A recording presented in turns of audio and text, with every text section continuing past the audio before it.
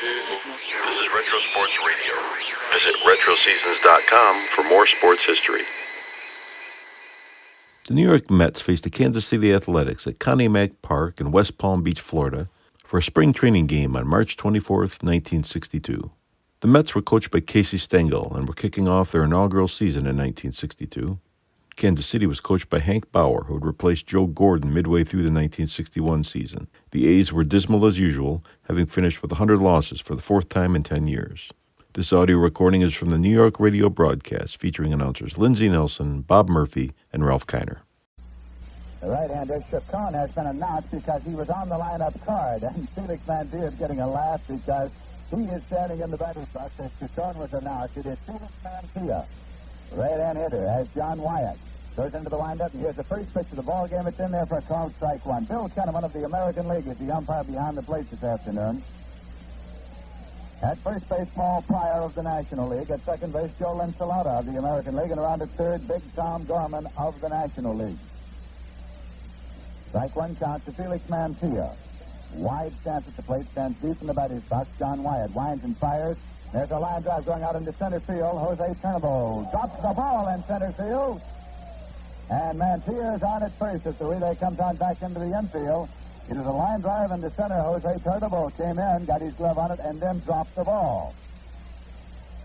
So the Mets have a base runner on. The batter, ladies and Rod Tennille is coming up. Felix Mantia, number 18. Second baseman Rod Tennille is coming up now. Number 33. Starting for the second consecutive day at second base.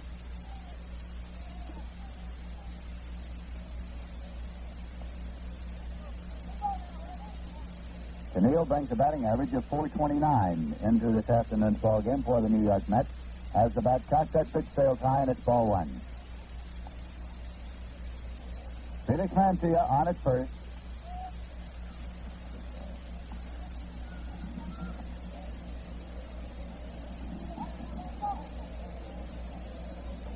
Just before the ball game, manager Hank Bauer of the Kansas City Athletics is talking about this fella Tennille. He thinks a great deal of him.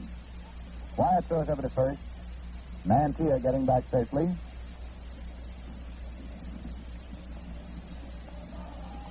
Right again, Wyatt is up into the stretch. He's running, and there's a ground ball foul. Hit and run on that time for the New York Mets.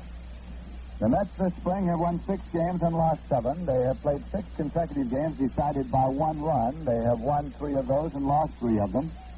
The Mets have a 3-game winning streak going. They have defeated consecutively the Detroit Tigers, the New York Yankees, and the Los Angeles Dodgers. The Kansas City Athletics also have won 3 straight ball games. The Kansas City A's, managed by Hank Bauer, have a spring record of 8 victories and 5 losses. Mantia leads at first. He's running again. There's a pitch. Ground ball to the right side. Fielded by first baseman Norm Sieben. Kicked away, and he is out at first. Both runners safe. Runners at first and second. Norm Sieben, the first baseman, had a big glove on it and kicked it away. And so Tennille is on at first. Just fell. An error on Norm Sieben at first. So now, the New York Mets have runners at first and second. There's nobody out, and Gus Bell, the right fielder, is coming up. Defensively, the Kansas City Athletics this afternoon have Norm Sieben at first base, Jerry Lumpy at second base, Dick Hauser at shortstop, Wayne Causey at third, Manny Jimenez is in left, Jose Turnbull is in center, and Gino Cimoli is in right. The catcher is Haywood Sullivan, and the pitcher is John Wyatt. For the Mets, Red Crest is coaching at first base this afternoon. Solly Hemus is the coach around at third. The left-hand batter, Gus Bell, waiting for the pitch. It's low for ball one. Gus Bell's springtime batting average 152.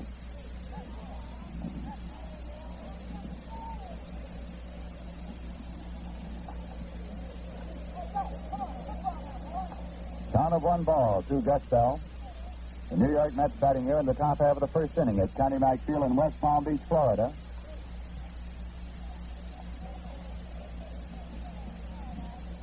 Runners take their leads at first and second. Wyatt stretches and pitches. It's in there for a called strike one. It's 1-1 now. Gus Bell watching it over. Manager Casey Stengel and Hank Bauer, who played for him so very many years with the New York Yankees, had quite a section before the ball game. When they finished early this morning, I asked Hank Bauer what they talked about. He said, Casey told me his troubles, and I told him mine.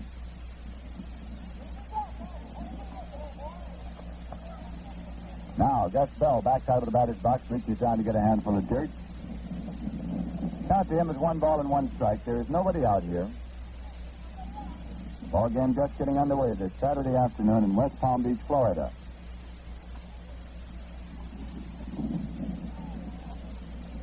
Wyatt pitches, and this one is popped up to the left side. Coming fast is Manny Jimenez, the left fielder. He's under, he's waiting, and he has it. There's no advance. 1 man out as Gus Bell has flied to Jose Jimenez in left field.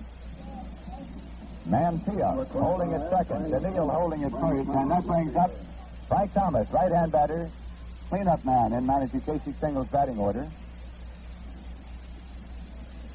John Wyatt, the starting pitcher this afternoon for Hank Bauer's Kansas City A's, is 27 years of age. He is 6 feet tall, weighs 195. Purchased in 1956 from El Paso of the Southwest League. He was up with the big club at Kansas City last year. Got into 5 games and pitched only 7 innings in relief. No record. With Portsmouth last year, he won 9 and lost 3. All right, Wyatt is into the stretch position. Here's the pitch. That's a line drive. It's going down the line and that's a fair ball. Mantilla turns it third and is coming on. Jimenez has the ball in left. Fires it back into second base. And the runners at second and third. 1 run into the Mets lead by a score of 1-0. Frank Thomas with a stand-up double. Just inside the bag and down the line and left. It scored Mantilla from second. Sid Camille from first to third. So the Mets now have runners at second and third, and Gil Hodges, the first baseman, coming up.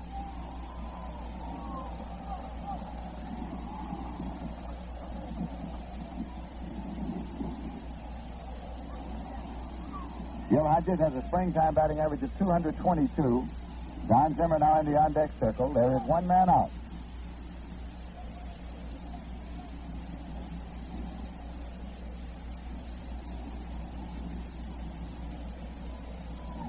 Gil Hodges set now. Here's the pitch. He takes it high for ball 1. Gil Hodges getting back into the lineup of the New York Mets here this afternoon. Jim Marshall played the entire game at first base yesterday. Hodges started against the Yankees day before yesterday, played about half the ball game, and then Marshall relieved him then. The runner's in scoring position. Here is a fly ball going deep to left field. Jimenez is going back now. Tagged up at third is Camille. He's fast man, and he's coming on, and the throw comes in. But Canillo comes across standing up. So it's 2-0. The New York Mets out in front of Gil Hodges. Lifts a sacrifice fly to Manny Jimenez in left field. Hodges gets credit for a run batted in. And right-hand hitter Don Zimmer comes up. Frank Thomas holding at second on the play.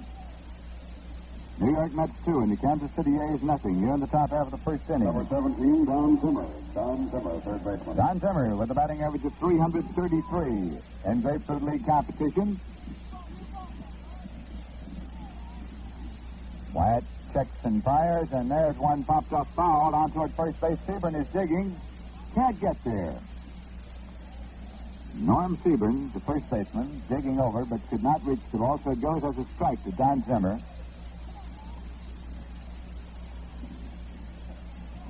Zimmer has been up 39 times, has 13 base hits this spring. 333.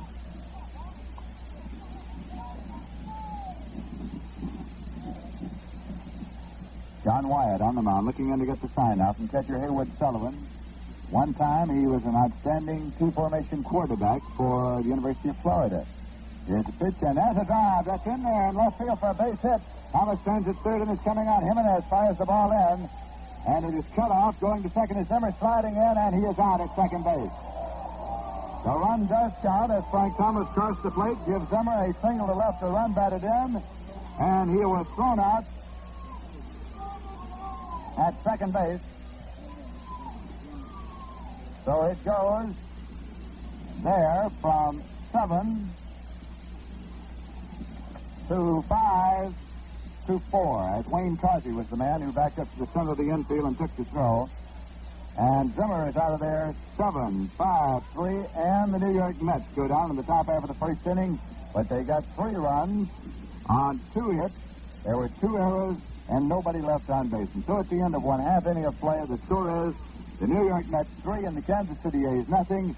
Now for a change of pace, a musical medley. This is Lindsey Nelson with Bob Murphy and Ralph Kiner at Connie Mack Field in West Palm Beach, Florida, where the New York Mets got 3 unearned runs in the top half of the first inning. And now Dick Hauser will lead off. Dick Hauser, shortstop. Dick Hauser, right-hand batter, shortstop for the Kansas City A's. And on the mound today for the New York Mets, right-hander Bob Miller.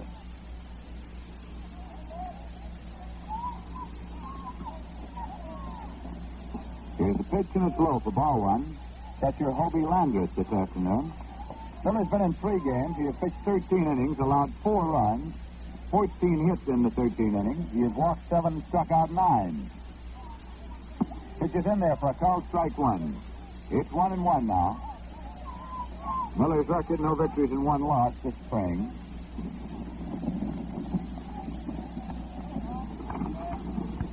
New York Mets are counting on him for frontline duty. Came to them from the St. Louis Cardinals.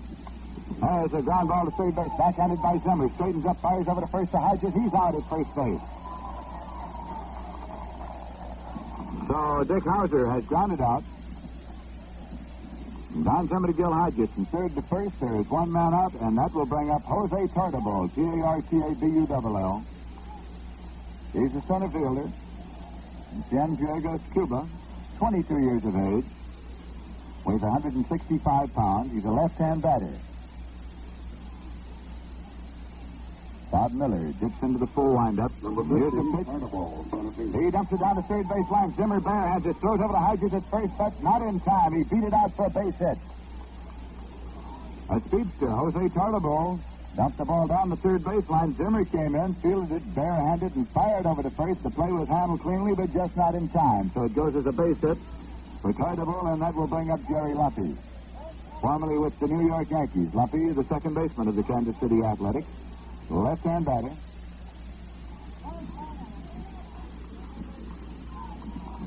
Number 11, Lumpy. Jerry Lumpy, second baseman. Gil Hodges holding against the run of Tartabull at first. 1 man out for the A's. On a sunny, somewhat windy afternoon in West Palm Beach. Here's the pitch. It's a called strike to Jerry Lumpy.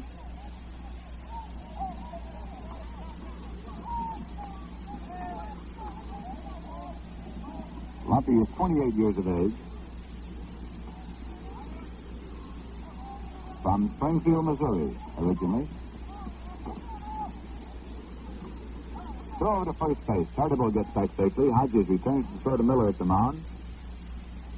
Lumpy still standing in there at the plate. The pitch down low. It's 1-1. Lumpy was traded to Kansas City from the New York Yankees, along with pitchers Johnny Cutts and Tom Sturdivant, for pitcher Ralph Curry and infielder Hector Lopez. That was in 1959, early in the season.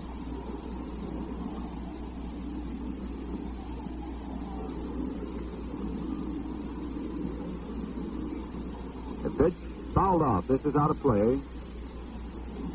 So it's 1 ball and 2 strikes to Jerry Lumpy. Came up to the New York Yankees for the first time in 1956. Back again in 57. That year in 40 games, he hit .340 for the New York Yankees. Jerry Lumpy. He was in the World Series in 57 and 58 with the Yankees. Miller into the stretch now. Tartabull leads. Here's the pitch to Lumpy, and there's a fly ball going deep to right field. Gus Bell is going back. Gus going as far as he can, and this was over the wall for a home run for Jerry Lumpy. Left-hand batter Jerry Lumpy pulling that one over the right field fence, scoring Tartabull ahead of him. Tartabull is coming across the plate. Here comes Jerry Lumpy, and it's a 3-2 ball game. 2-run homer by Jerry Lumpy. That will bring up Norm Seaburn, also formerly of the Yankees. Number 7, Norm Seaburn, first baseman. So one big swing of Jerry Lumpy's bat gets 2 of the runs back quickly for the Kansas City A's, and here is left-hand batter Norm Seaburn.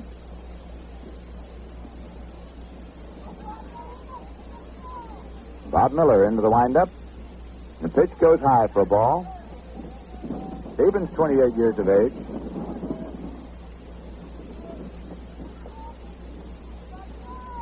We're in the bottom half of the first inning.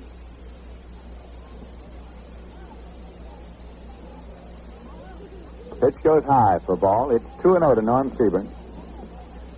He was traded to Kansas City by the Yankees along with pitcher Don Larson, first baseman Marv Thornberry, and outfielder Hank Bauer. For first baseman Kent Hadley, shortstop Joe DeMacy, and outfielder Roger Maris. That was on December 11th, 1959. Pitch goes outside. It's 3-0 now to Sebring. Hank Bauer, of course, has since become the manager of this Kansas City team.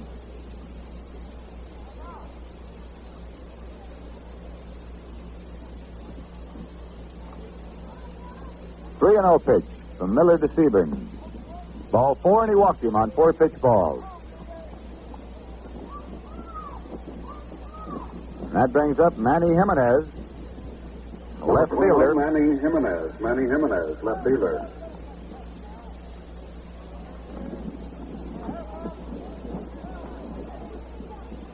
Jimenez is a left-hand batter, 22 years of age, 6'1", 185. Came to Kansas City from the Milwaukee organization. It's a called strike one to Manny Jimenez. He was traded to Kansas City by Milwaukee with infielder Ed Charles and catcher Jose Askew and pitcher Bob Shaw and infielder Lou Klimchak.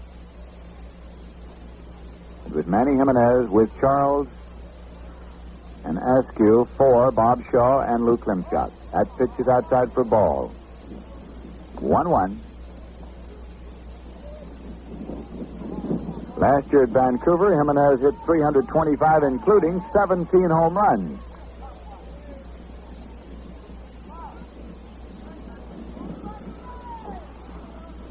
Throw over to first, not in time. Norm Sebring getting back safely. We're in the bottom half of the first inning. The New York Mets lead the Kansas City A's by a score of 3-2. There's a drive, base hit into right field. Gus Bell comes up with the ball, fires it back in. Sebring holds it second. Shot out into right field off the bat of Manny Jimenez, and that will bring up Gino Cimoli. So the Kansas City A's have 2 runs in and 2 men on here off young Bob Miller. In the bottom half of the first inning, there is still only 1 man out. Right-hand batter Gino Cimoli is up. He came to the major leagues initially with the Brooklyn Dodgers. Time call for the moment as Hobie Landreth goes out to check with Bob Miller at the mound.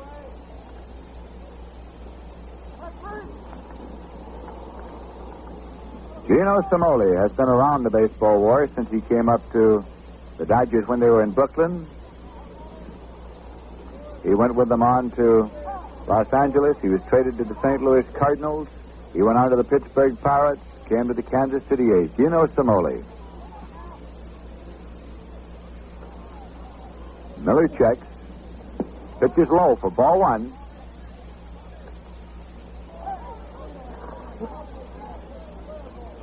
Norm Sebring, the base runner, at second. Manny Jimenez, the base runner, at first.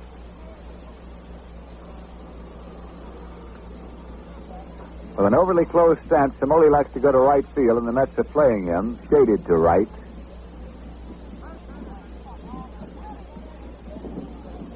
Now Bobby Miller, into the stretch. And the pitch. Knocked him down as he got out of the way. Bat went one way, he went the other. Inside ball 2.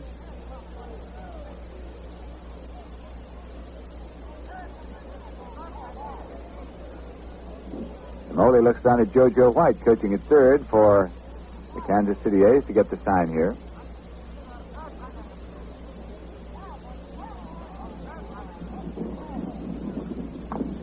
Fouled off the bat of Gino Cimoli.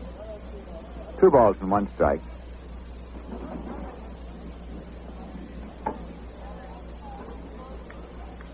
Dario Lodigiani is coaching at first base this afternoon for Hank Bauer's Kansas City A's with JoJo White at third. 1 man out. All right, Miller has the sign. Into the stretch. Runners leading at first and second. Pitch to Cimoli. It's in there for a called strike. 2-2 the count now.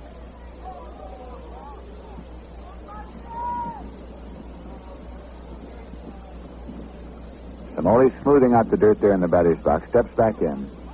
2 balls, 2 strikes.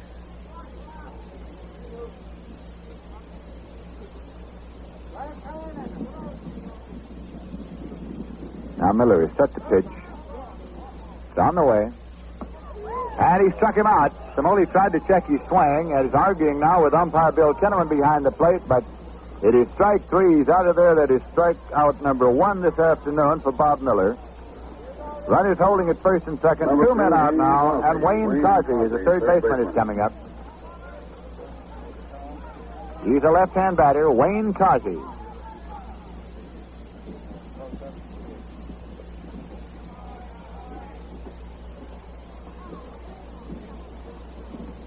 Bob Miller checks the runners.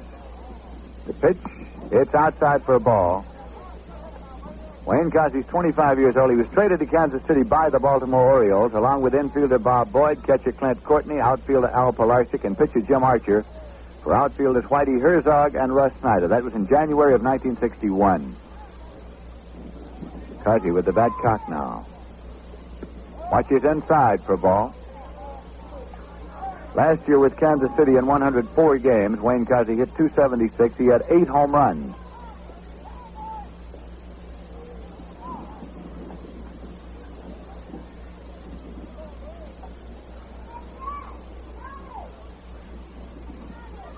Two balls, no strikes to count to Wayne Causey.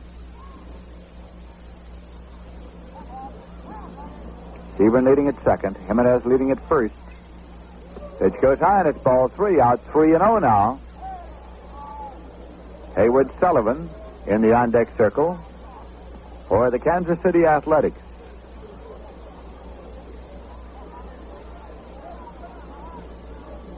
Kansas City A's have just announced that starting next year they will be training in North Miami, Florida.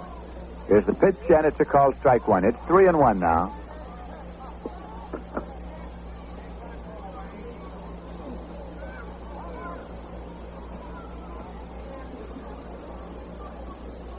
Two men out, count 3 balls, 1 strike to Wayne Causey. Right-hander Bob Miller checks him and fires. Inside, he walked him, and the bases are loaded. That is the second walk given up by Bobby Miller. He has struck out 1. The bases are loaded. Sullivan, catcher. Right-hand batter Haywood Sullivan coming up now. Kansas City last year hit 242 in 117 games. He had 6 home runs. Came to the major leagues initially with the Boston Red Sox. Had a lot of physical disabilities that Bob Murphy can probably tell us a great deal about. Here's a pitch, fouled off by Haywood Sullivan. Certainly, this is the catcher that was such a great football player at the University of Florida. And when he was first signed to a bonus contract by the Red Sox, at that time, Bill Dickey considered him one of the top catching prospects in 25 years. But the big fellow had the misfortune to suffer a slipped disc and had to undergo surgery. All right, he's standing in there now with a count of strike 1, and the bases are loaded. 2 men out. Here's the pitch. Fouled off. It's out of play. 2 strike count. Norm Stevens the base runner at third. Manny Jimenez is the base runner at second, and Wayne Causey is the base runner at first. The New York Mets leading the Kansas City A's by a score of 3-2, and we're still in the bottom half of the first inning at Connie Mack Field in West Palm Beach, Florida.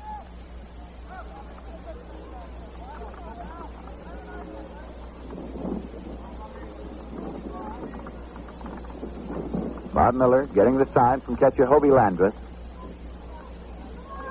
Has it, works for the windup, and the pitch way outside, sending Landreth diving out there to make the stop. Umpire Bill Kinnaman stops play a moment to brush off the plate.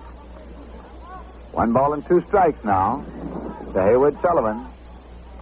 Young pitcher Bob Miller trying to get out of trouble here in the bottom half of the first inning.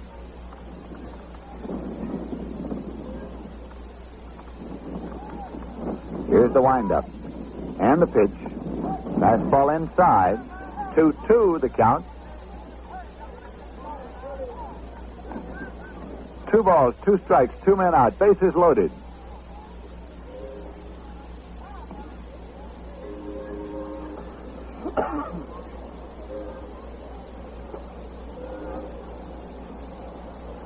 Bob Miller looks over at third, now goes into his windup. Hits the curve ball, the ground ball is short. Mancia has it, going to first base with it. In time, he's out to retire the side. So Haywood Sullivan grounded out short to first from Felix Mancia across to Gil Hodgett, and the Kansas City A's go down to the bottom half of the second inning with 2 runs on 2 hits, no errors, and 3 men left on base. And at the end of 1 full inning of play, the score is the New York Mets 3 and the Kansas City A's 2. Right now we're going to the top half of the second inning. John Wyatt on the mound for the Kansas City A's, and Jim Hickman is up there to lead off.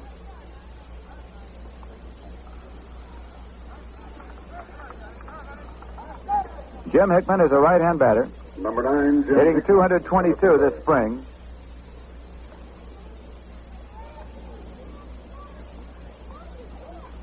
Wyatt now into the windup, and here's the pitch. This is a fly ball going to right field. Gino Simoli has called. He's moving in underneath, and he has it for the out. So Jim Hickman has flied to right field, and that will bring up catcher Hobie Landreth. Number 5, Hobie Landreth. Hobie Landreth, catcher. Landreth is a left-hand batter. Has not seen a great deal of action this spring simply because he is the most experienced of the catchers on this squad as far as National League competition is concerned. And manager Stengel has wanted to get a good look at some of his younger catchers. Chris Cannizzaro, Choo-Choo Coleman.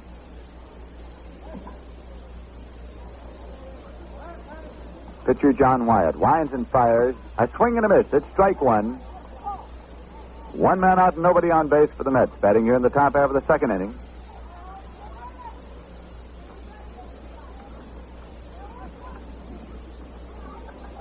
The pitch outside for ball. 1 ball, 1 strike. Red Crest coaching at first, Sally Hemus at third. Cookie Lavagetto is handling the bullpen these days. Red Ruffing and Rogers Hornsby left back in St. Petersburg. The pitch is inside. Ball 2. It's 2-1. Red Ruffing and Rogers Hornsby handling the squad left back at Miller Huggins Field in St. Petersburg to work out while the squad is on this 5-day swing over to the East Coast. They'll be going back Tuesday night to St. Petersburg and take on the Los Angeles Dodgers next Wednesday. Here's the pitch to Landreth. And away. Ball 3. 3-1 now to Hobie Landreth, with pitcher Bob Miller due up next for the New York Mets. Most of the Mets have moved out of the dugout and are either seated on the ground, leaning back against the fence, or on the one bench along the first baseline, enjoying the sunshine today. There's a fly ball to left center field. Manny Jimenez has called for it. Jimenez is waiting, and he has it for the out. They're 2 men away. It'll be Miller coming up. While we're waiting for him to get up there, we pause now for station identification. 810 on your dial, WGY, WGFM Schenectady, the smoothest sound around.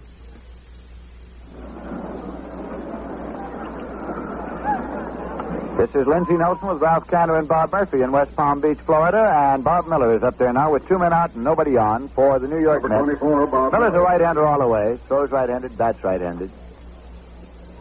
John Wyatt winds and fires, and this one is popped up, coming over out of play.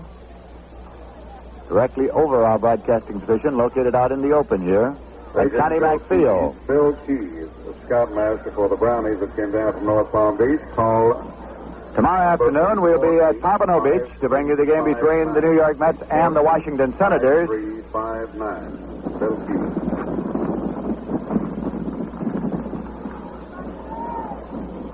Wyatt taking a moment to get the sign here. He has a strike 1 count to Bob Miller. It's in there for a call, strike 2. Firing that one right down the pipe. There are 2 men out in the top half of the second inning. John Wyatt winds and fires in there for a call, strike 3. He struck him out. That is the first strikeout of the day, credited to pitcher John Wyatt as he gets opposing pitcher Bob Miller. And in the top half of the second inning, the New York Mets go down in order. No runs, no hits, no errors, nobody left on base. And at the end of 1 1/2 innings of play, the score is the New York Mets 3 and the Kansas City A's 2.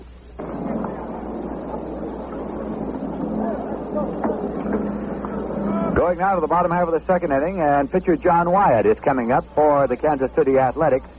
He'll be followed by Dick Hauser and Jose Tartabull. 33, John Wyatt. John Wyatt, pitcher. Bob Miller still in there for the New York Mets.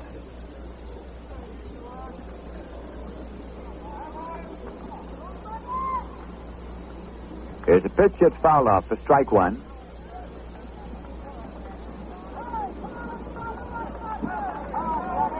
This is Wyatt's first time up this afternoon, as the Kansas City A's are riding a 3-game winning streak, and so are the New York Mets.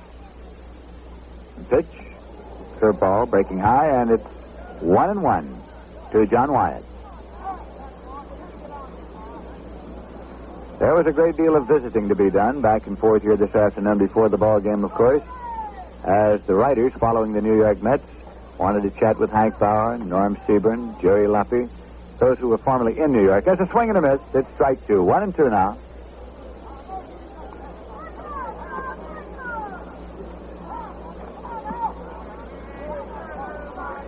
One ball and 2 strikes.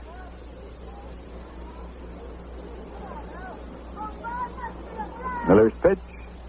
Swing and a miss. He struck him out.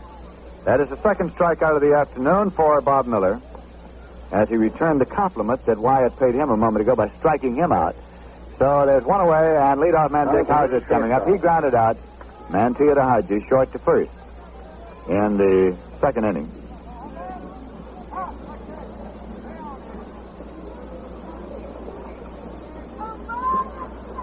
Hauser chokes up a little bit, has lots of speed. Called strike one, right down the pike. On the bases, he's at Terra.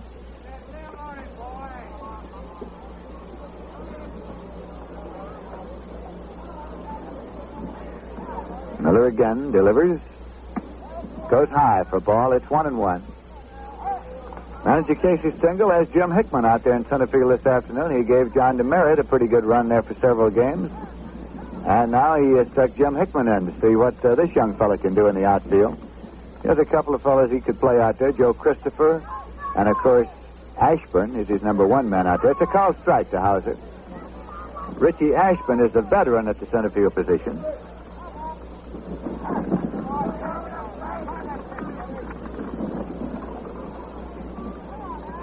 One ball and 2 strikes. Checked it and has called the ball. Hobie Landreth almost fired the ball down to third baseman Don Zimmer, hoping for a strike call, but it goes 2-2. Both John DeMeritt and Jim Hickman have shown in Grapefruit League competition thus far they can field the position, they can throw, they can both run. So the question is, who can hit consistently enough to step into an outfield berth? Because the Mets will be counting on the young fellas to step in there, of course, as the season progresses. That's the idea of building the ball club. Here's the pitch. There's a fly ball going to left field, left center. Hickman is coming in now. Hickman takes it. And Dick Hauser has flied out to Jim Hickman, 2 away. And Jose Tartabull, who singled in the first inning, is coming up. A left-hand batter. 2 men out, nobody on base for the Kansas City Athletics. The New York Mets leading the Kansas City A's by a score of 3-2.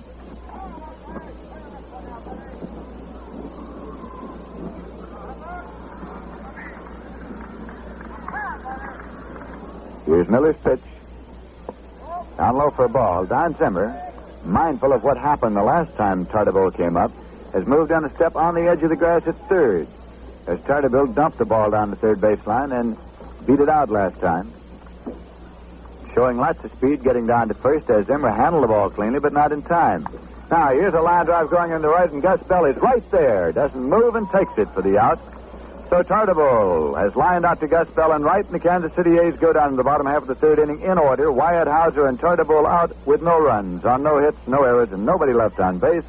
And at the end of 2 full innings of play, the score is the New York Mets 3 and the Kansas City Athletics 2. We'll be going to the top half of the third inning, and the New York Mets will have the head of their batting order up. Felix Mantilla, the shortstop. He'll be followed by Rod Keneal and Gus Bell.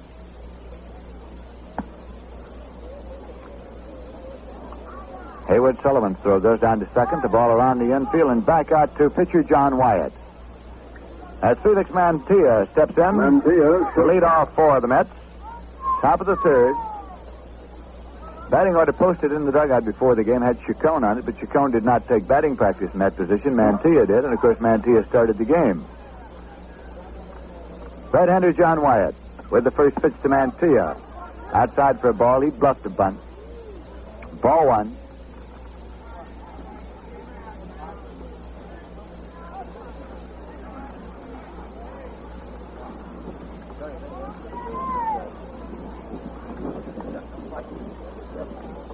Swing and a miss. It's 1-1. 1 ball, 1 strike.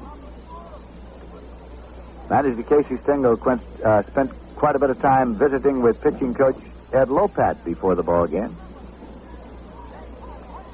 Lopat, of course, was his pitching coach the last year that Stengel managed the New York Yankees. Lopat replaced Jim Turner. There's a foul ball coming over and out of play. 1 ball and 2 strikes.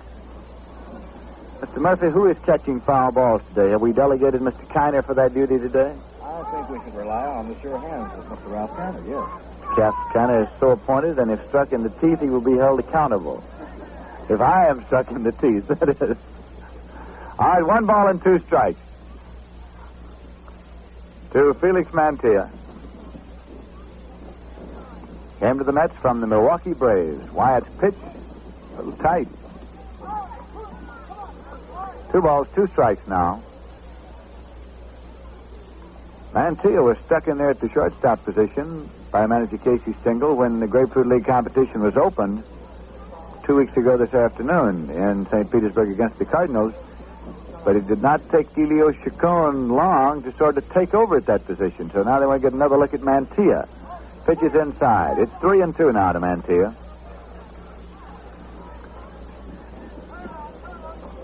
In the great years of the Milwaukee Club, 57, 58, 59, along in there, Felix Mantilla had a big hand. He was a utility man and stepped in frequently into the lineup, gave them a big lift. That's a foul ball backing out of play. 3 balls and 2 strikes to Mantilla. Rod Keneal is on deck. Charlie Neal out of the lineup for the second consecutive day. Neal has already shown this spring that he is at top form. Here's a pitch. Pitched him tight and he walked him, so the Mets have a base runner. As Mantilla goes to first with the base on balls. That is the first walk given up by pitcher John Wyatt of the Kansas City A's and brings up Rod Keneal, who was on Stevens' era at first base in the first inning.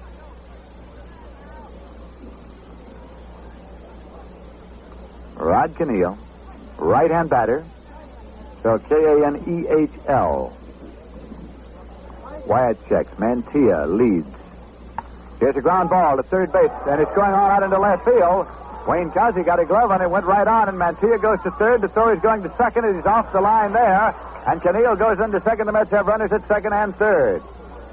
Wayne Cosby got over, barely touched it, and it went on out into left field. And Mantilla continued on to third. The throw went to second base. And Keneal had turned at first, kept right on going, and is in at second base. So the Mets have runners at second and third, and that's going to bring up Gus Bell with nobody out. So the Mets have a 1-run lead. They're leading by a score of 3-2. Bell, right fielder. We're in the top half of the third inning, and they're going for more here. That is scored by the official score as a double for Rod Keneal. Scored as a 2-base hit for Rod Keneal, sending Mantilla to third. All right, Bell is standing in. It's an open stance. Here's the pitch. Low and away. Ball 1. There is nobody out.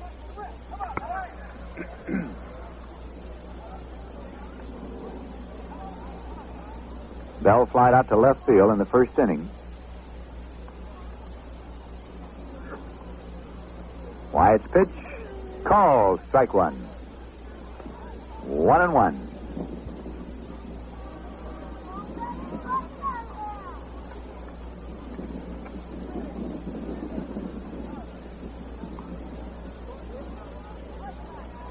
Wyatt looking in to get the sign from Haywood Sullivan. Has it now. Into the windup. There's a line drive going into center field for a base hit. Mantilla has come on to score. Keneal is coming on to score. As Tartabull fires the ball into second base, holds Bell at first, but he gets 2 runs batted in on the line single into center field, and the New York Mets lead by a score of 5-2.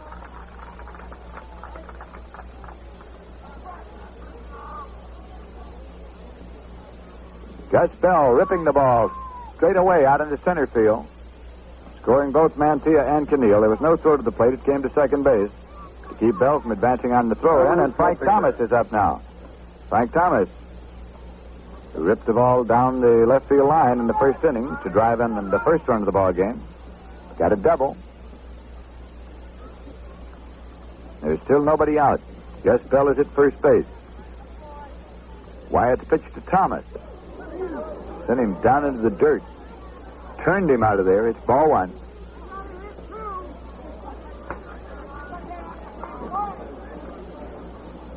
Gil Hodges is now on deck for the New York Mets.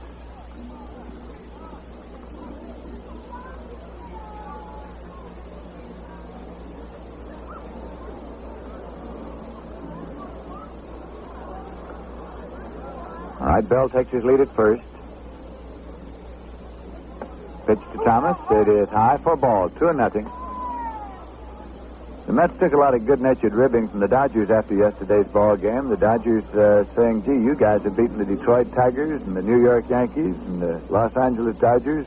Why don't you go right on out and take on the Stonehams? Take on the Giants right now. Walter O'Malley said, I'll give you my plane and you can be on your way.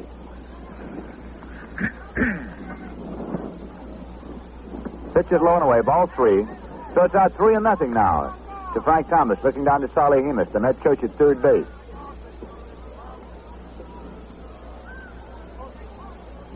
Still nobody out. Score 5-2. New York leading Kansas City in the top half of the third inning. Inside ball 4, he walked him. That pushes Gus Bell up to second. Frank Thomas walks down to first. That is the second walk given up by John Wyatt, and brings up right-hand batter Gil Hodges. Done a sacrifice fly to left field in the first inning.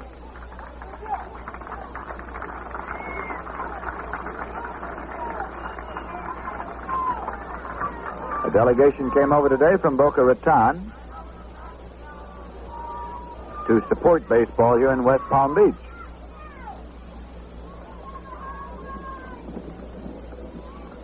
And they've been greeted with a sunny day, a little bit windy.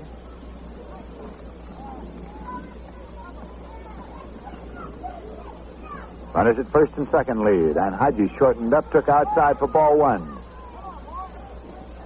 Hodges looking down to Solly Hemus now at third, shortened up as though to bunt with nobody out, shove those runners up. The Mets lead 5-2.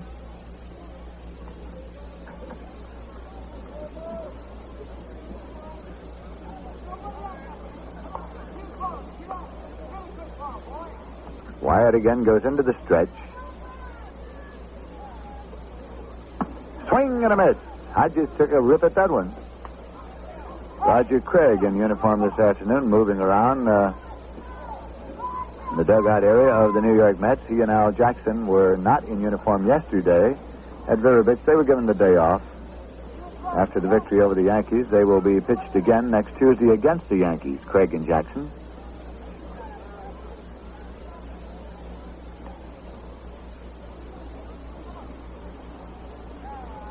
Stretch and the pitch. Down into the dirt, dug up by catcher Haywood Sullivan. 2 balls and 1 strike.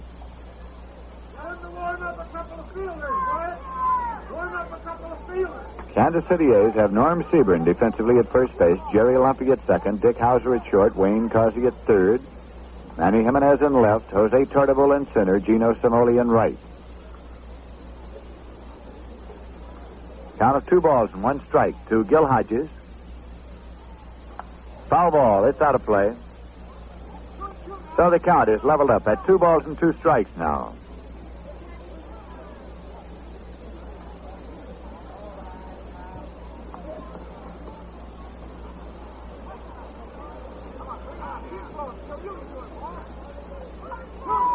Gus Bell, the base runner at second. Frank Thomas, the base runner at first.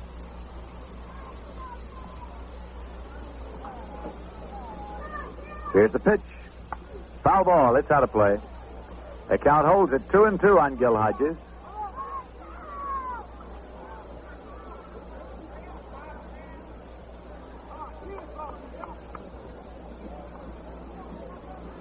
Gil Hodges seemed to know his way around Vero Beach pretty well yesterday. He should. He was there for many, many years with the Los Angeles Dodgers. And The game continues at the... Gil Hodges seemed to know his way around Vero Beach pretty well yesterday.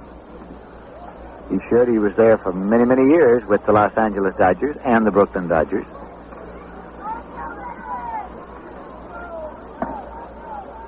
Here's the 2-2 pitch. And there's a fly ball going to left field. Manny Jimenez moves underneath. He is waiting and he has it. There is no advance. Both runners halfway on the fly ball to left. So there is one away as Hodges is flied to Manny Jimenez in left field. Bell returns to the bag at second. Thomas returns to the bag at first. And that will bring up third baseman Don Zimmer, right-hand batter. Zimmer singles. Is driving to run the first inning. Don Zimmer. He was himself out at second trying to stretch it to a double.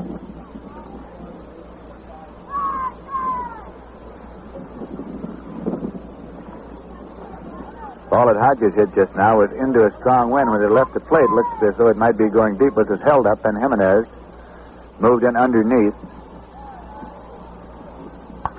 This one is popped up foul, coming over to the right.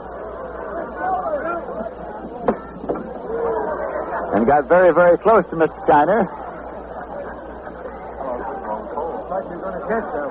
So it goes as a strike. What became, Mr. Murphy, of our foul ball catcher? I think they both got faked out by the telephone pole right in front of them. We're in the PA system, which is about 4 feet away, and a huge telephone pole about 5 feet away. We didn't know which way to jump. All right, it's strike one to Don Zimmer. At the plate with one man out and runners at first and second.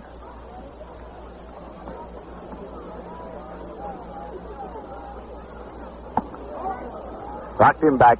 It's 1-1.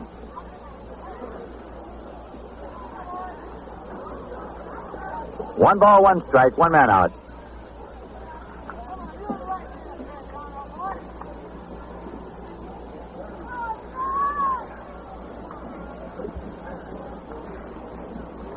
John Wyatt checking now. Set to work. Here's a pitch. That turned him out of there. 2 balls and 1 strike. The count to Don Zimmer.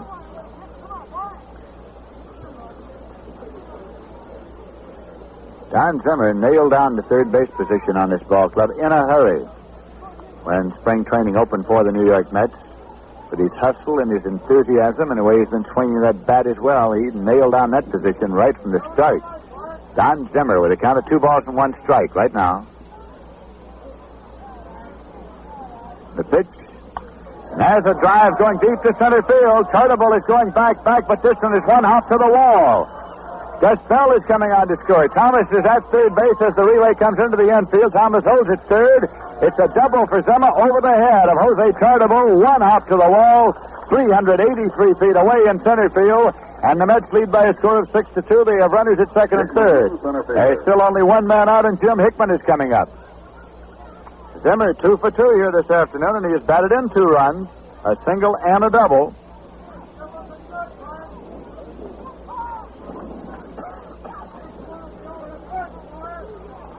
Frank Thomas is at third base, and Zimmer's at second, and here's Hickman up there. He flied out to right field in the second inning. Jim Hickman with Portland last year was selected by the New York Mets from the St. Louis organization.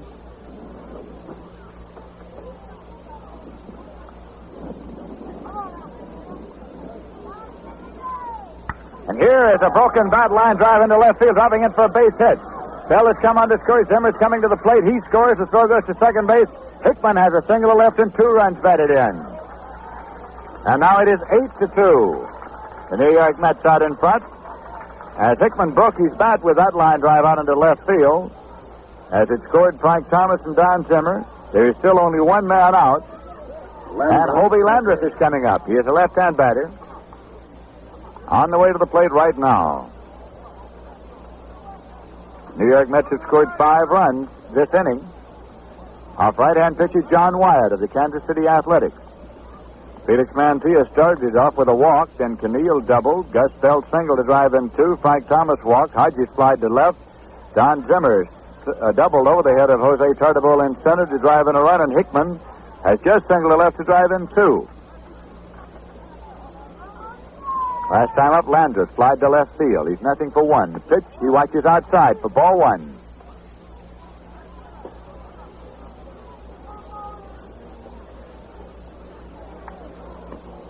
New York Mets with a big inning here in the top half of the third at West Palm Beach, Florida, against the Kansas City Athletics. And he gets a call strike there as he brought the bat around, tried to check it, but the umpire behind the plate says he went through, so Kenneman calls it a strike.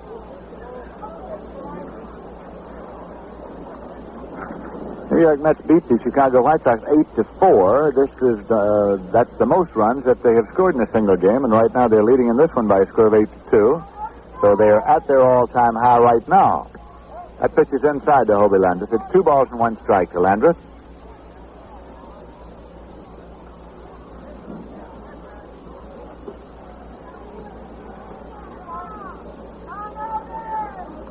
The Mets came into this afternoon's game with a spring record of 6 victories and 7 losses.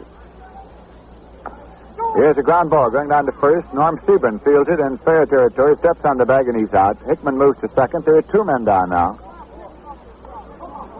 Landreth topping that one down the line to first, and Norm Sebring fielded the ball near the bag. Hickman, of course, moving to second, and Bob Miller is the 9th man to come to the plate this inning for the New York Mets. They've scored 5 runs on 4 hits on this inning. 5 runs on 4 hits. With a couple of walks thrown in. Hickman takes his lead at second base now. As right-hander John Wyatt is in pitching position. The pitch is on the way. And there's a line drive over the head of Sebring down the line in right field. Hickman is turning third and coming out. It's Samoli's throw. It's coming into first base.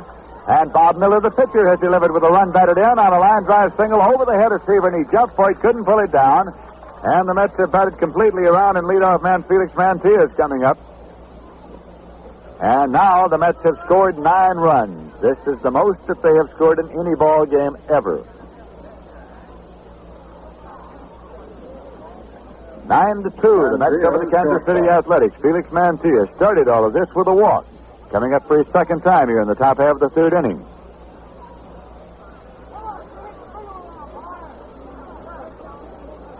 Felix Mantilla chokes up just a little bit on the bat. Pitcher Bob Miller leads it first. John Wyatt delivers in there for a called strike 1. The New York Mets with their biggest inning ever here, the top of the third, against the Kansas City Athletics. The Athletics were rained out yesterday at Pompano Beach. Here is a pitch low and away.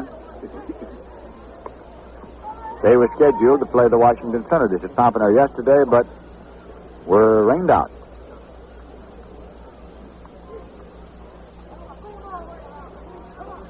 Miller leads at first. The pitch took a lot off of that one, and it is tapped and pulled foul. Wayne Causey comes over in foul territory to field it and toss it back. So it is 1 ball and 2 strikes.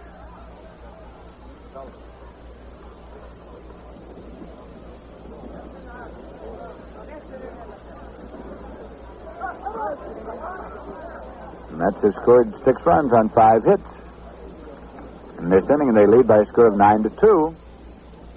Gordon Jones throwing in the bullpen for the Kansas City A's. Right-handed Gordon Jones. That pitch is low and outside. It's 2-2 now. To Felix Mantilla. I remember the 1957 season in Pittsburgh when Mantilla collided with Bill Bruton on a fly ball to deep shortstop, and Bruton was out the rest of the season for the Milwaukee Braves. Pitches outside, Mantilla came back and played a good part of the remainder of the season. It's 3-2 now to Felix Mantilla.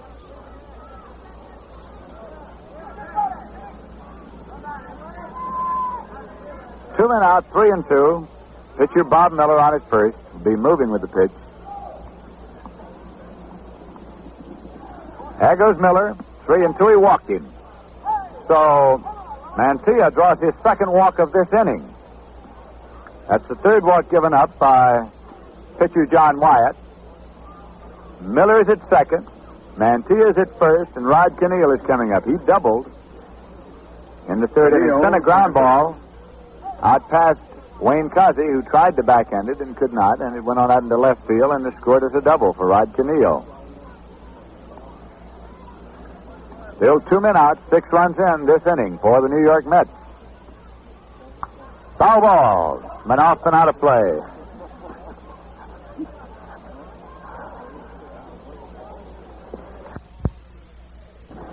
Foul balls get over here in a hurry, don't they? Tell you, that's the man I'm watching today. The oldest thing in baseball, know where the ball is. I don't want to lose it. Strike one count to Rod Keneal. He's been on base both times he's been up. We were saying earlier, manager Hank Bauer of the Kansas City A's was very complimentary of this young fellow before the ball game. Foul ball coming over along the first base line where we're located. A strike 2 count.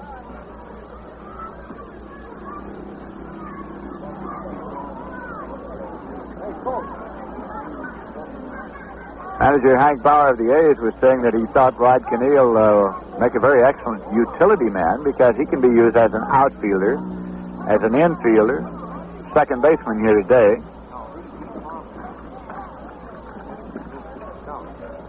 It's in there for a called strike 3. He struck him out to retire the side. So the New York Mets go out in the top half of the third inning on 6 runs, 5 hits, no errors, and 2 men left on base. And so at the end of 2 1/2 innings of play, the score is the New York Mets 9 and the Kansas City A's 2. We'll be going now to the bottom half of the third inning. It'll be Jerry Lumpy coming up. As we're waiting for him, we pause now for station identification. 810 on your dial, WGY, WGFM Schenectady, the smoothest sound around.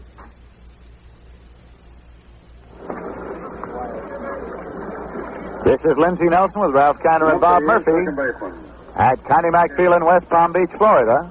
As we move to the bottom half of the third inning, Jerry Lumpy comes up against right-hander Bob Miller. Lumpy had a 2-run homer in the first inning as he drove the ball over the fence in right field. Here's a pitch inside to Jerry Lumpy. It's ball. Lumpy is the player representative of the Kansas City Athletics.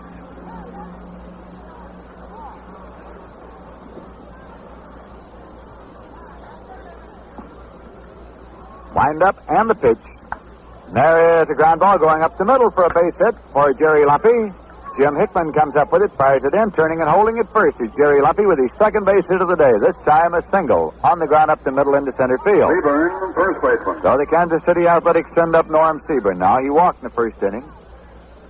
Formerly of the New York Yankees. This is a fellow who had a great deal of trouble with left field, with the sun field at Yankee Stadium. It actually got to be quite a thing with him.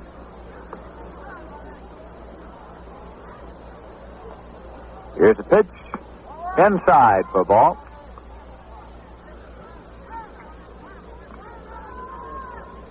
Gordon Jones still throwing in the bullpen for the Kansas City Athletics.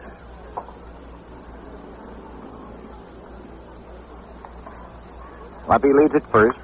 And there's a one-hopper that's going past Keneal and out in the right field for a base hit. Gus fell up with it. Lumpy is digging for third. The throw across the diamond. Lumpy slides in safely at third. Holding it first, Norm Seaburn. He ripped that one just outside the reach of Rod Keneal, going to his left between first and second. So Seaburn has a single to right. And the Kansas City A's have put together back-to-back singles off Bob Miller. Lumpy now is at third, and Norm Stevens at first. There's nobody out, and Manny Jimenez is coming up. He singled in the first inning. The New York Mets leading by a score of 9-2. And this is by far the most comfortable lead that the New York Mets have enjoyed in Grapefruit League competition. This is their 14th game. They actually have been out of only 2 of those ball games. The first one, which they lost 8-0 to the St. Louis Cardinals, and the game that they lost to the Milwaukee Braves. The only two they have really been out of most of the way. Here's the pitch. Fouled off for strike one to Manny Jimenez. Coming into this afternoon's game, the Mets had played 6 consecutive games decided by 1 run. Lost 3 straight and then won 3 straight. All 1-run ball games. That is interesting baseball. Bob Miller now up on the rubber. Goes into the stretch. Even at first, Lumpy gets third, takes their lead, the pitch low and away. 1-1 the count now to Manny Jimenez. Tomorrow afternoon, we'll be at Pompano Beach to bring you the New York Mets and the Washington Senators. We'll be on the air at 1:25 Eastern Standard Time. Game time, 1:30 Eastern Standard Time.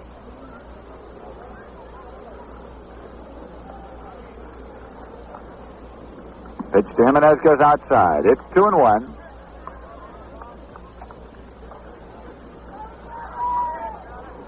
There was a lot of baseball talk in the dugout before today's ball game. Veteran manager Donnie Bush was there with manager Casey Stengel. Veteran scout Ted McGrew on hand. They can take you almost all the way back to Doubleday.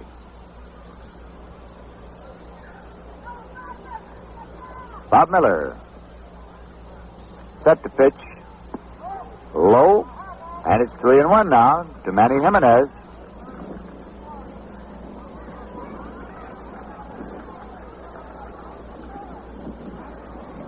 In 1960, with Austin in the Texas League, he hit 359. Last year with Vancouver, he hit 325 and had 17 home runs. Manny Jimenez. Manager Hank Bauer said before the ballgame he's delighted to have him, even if he did have to give up pitcher Bob Shaw. In the deal, he thought he got actually about 3 for 1 in the trade.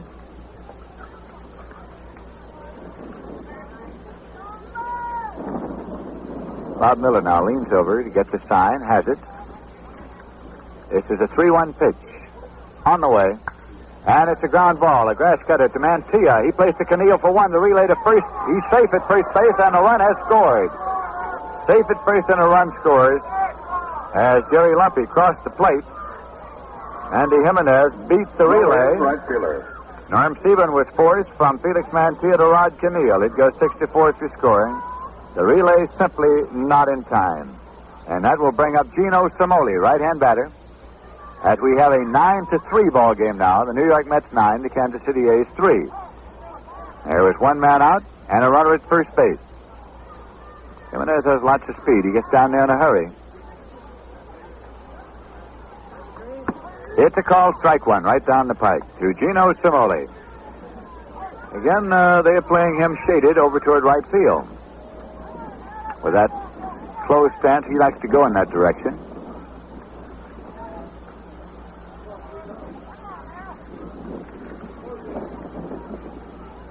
Well, he checks and deals inside for ball. 1-1 now, and time is called as Hobie Landreth wants to go out and confer for a moment with Bob Miller again.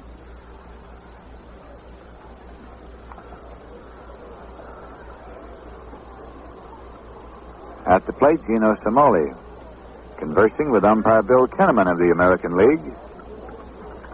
Gino Simoli was one of the outstanding athletes of the San Francisco area during his school days, one of the finest all-round athletes ever produced in that area. Gino Simoli.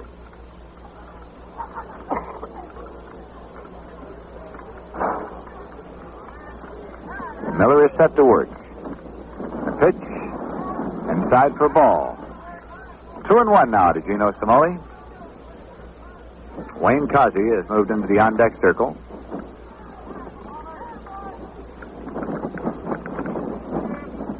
Kansas City A's have won 3 straight Grapefruit League games with a record of 8 victories and 5 losses overall. Foul strike. Got it in there. So it's 2-2 now.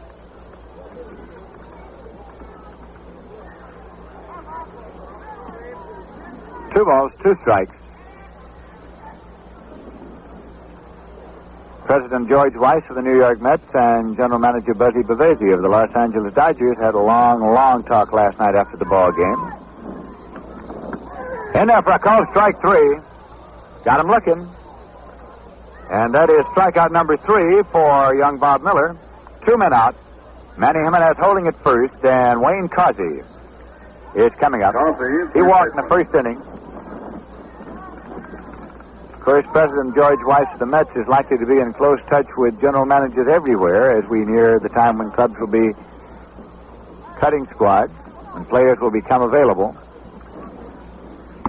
It's in there for a called strike. When you are building a ball club from scratch, as the Mets are, of course, you have to start with the best you can get and then start to build whenever and wherever you can.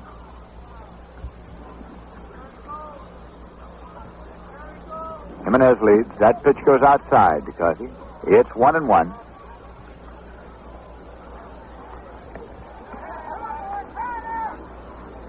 Sunny afternoon in West Palm Beach, Florida.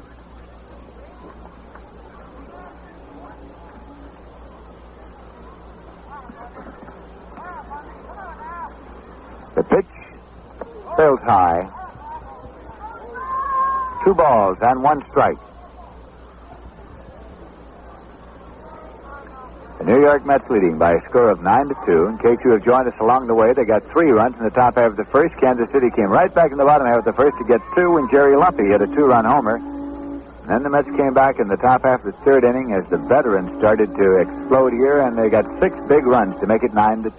And then Kansas City has scored 1 to make it 9-3. That pitch is low. Ball 3 and strike 1 now to Wayne Causey. Kansas City has scored 1 this inning.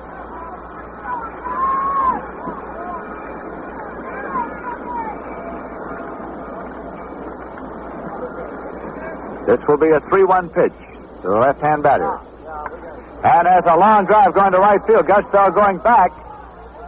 This one is off the wall. Jim Hickman comes up with it. Weaves it in. Jimenez is rounding third as the throw comes through the infield. He goes back to the bag as Don Zimmer scoops it up. So it is a double off the wall at the 350-foot sign for left-hand batter Wayne Causey, who pulled it up there. Bell went back as far as he could go, and Jim Hickman actually took the ricochet off the wall, fired it back into the infield. Jimenez pulled up at third. Wayne Causey pulled up at second, and now it's catcher Haywood Sullivan, a right-hand batter coming up. Kansas City Athletics have runners at second and third. There are 2 men out. They have 1 run in this inning. Haywood Sullivan grounded out from short to first in the bottom half of the first inning. Sullivan, a rangy fellow.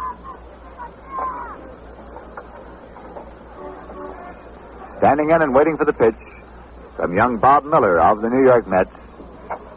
He looks at Jimenez at second. Jimenez at third. Causey at second. The pitch goes outside for a ball. It's 1-0.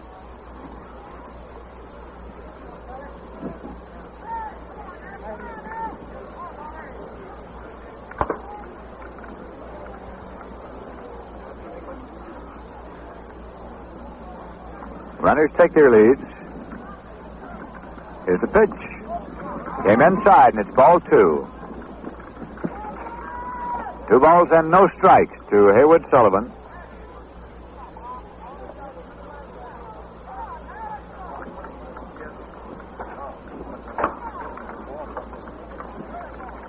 Miller works with a windup. Swing and a miss for strike 1. It's 2-1. Haywood Sullivan looking for distance there. To cut.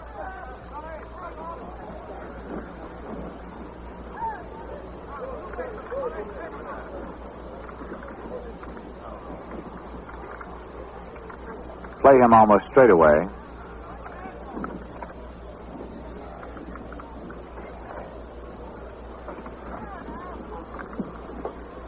His 2-1 pitch. Swing and a miss. He's got away and comes all the way back. Here comes Jimenez to the plate, and he scores.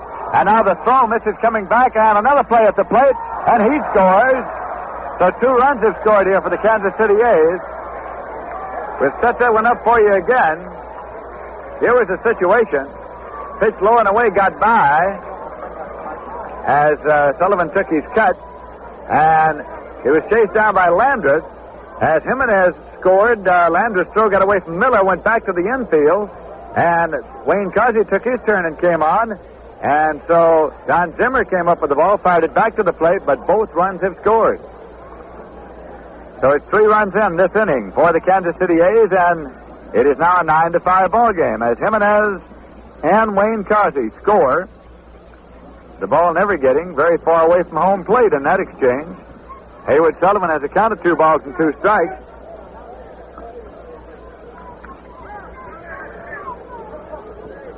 We'll get the official scoring for you as soon as we can get in touch with the official scorer, who is not located in our immediate area here. Scored as a wild pitch and an error on the catcher. That would be on the throw back to the plate. So scored as a wild pitch and an error on the catcher, which allowed Carsey to score. Jimenez scored on the wild pitch.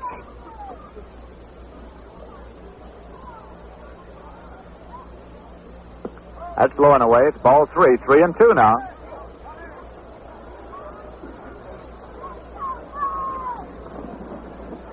So the Kansas City A's have 3 runs on 3 hits and 1 error here in this inning thus far. Bottom half of the third. Swing and a miss. He struck him out to retire the side. That is strikeout number 4 for Bob Miller. In the bottom of the third, the Kansas City A's get 3 runs on 3 hits, 1 error, and nobody left on base. And so at the end of 3 full innings of play, the score is the New York Mets 9 and the Kansas City Athletics 5. Thank you very kindly, Lindsay. Veteran Gus Bell to lead off against Bell, right fielder. We move along now to the 4th inning, and we've got a real pure 6 ball going in this game today. You usually see a lot of runs scored in this particular park. Bell swings and hits the ball foul back against the fence. Down the left field line, 330. Down the right field line, 330. They have a rather high green fence all the way around. And the wind is usually pretty strong here. Today it's been blowing in favor of the left-hand hitters. Gussie's last time up singled to center field, driving in Felix Mantilla and Rod Camille. The wind-up and pitch by Wyatt. Curve that's in there for a call strike. 2-strike count on Gus Bell. 9-5, the score in the ball game. Top of the 4th inning, the Mets have picked up 7 base hits off Wyatt, and the A's have a total of 6 off Bob Miller. Frank Thomas waiting on deck, and then Gil Hodges. It's already a big day for the veterans of the Mets. Frank Thomas, Gil Hodges, Don Zimmer, and Gus Bell have all driven runs in. Outside, 1 ball, 2 strikes. Gus now has 5 RBIs for the spring.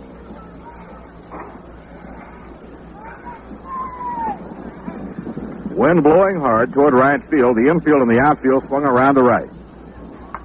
A fly ball hit the center field. Running for it is the center fielder Tartabull, and he makes the catch for the out. Tartabull was over in right center and had to return to straightaway center to take the fly ball hit by Gus Bell. 1 away, nobody on. Now in the top half of the 4th inning, and the hitter is Frank Thomas. Frank has a perfect day at the plate going. He doubled to drive in a run in the 1st inning. Drew a walk and later scored in the 3rd inning. Frank came in the game hitting at .333. 6 RBIs to his credit. Been a real good spring for the veteran outfielder Frank Thomas. The wind-up pitch by Wyatt.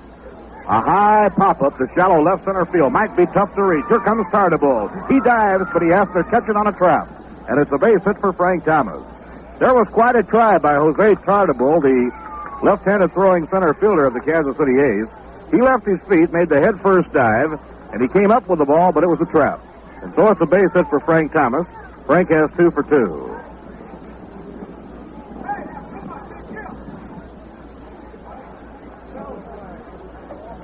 One away and 1 on. Here comes Gil Hodges. Hodges, first baseman. Gil has pulled the ball both times up in today's game. And anytime you pull a ball to left field out here this afternoon, you're hitting the ball into the teeth of a mighty strong wind. So Gil is 0 for 2 on 2 outfield flies to left.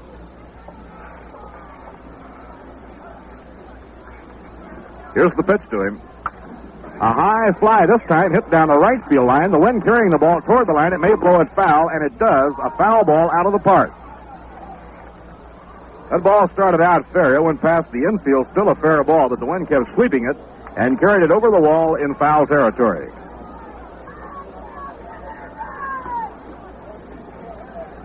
Gordy Jones starts loosening up in the bullpen for the A's once again. This is one of the few free hitting contests that we've had so far in spring training. Well, the Mets, their 14th game. They had one game washed out in the third inning because of a real downpour over in St. Petersburg. Norm Seaburn now holding against the runner, Frank Thomas. Here's the pitch to Gill. Look out. Inside and high. Gill had to get out of the way in a hurry. 1 ball, 1 strike. Gil Hodges, one of the classiest guys in baseball, and you never saw any one player get a better greeting from his former teammates than Gil got yesterday in Vero Beach. You could tell the Dodgers were mighty glad to see him.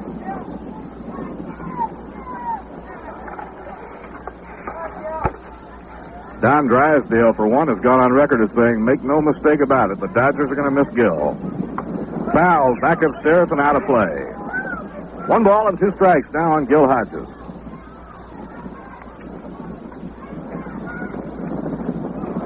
The Mets will be opening their home season at the Polo Grounds on Friday, April 13th against the Pittsburgh Pirates. And, of course, seats are now on sale for the opener and all 81 home games. A smash foul pulled down the left field line. Gil's ripping into that ball today. Ed Boucher is playing some catch now, and Ed may give Hodges a spell after this inning.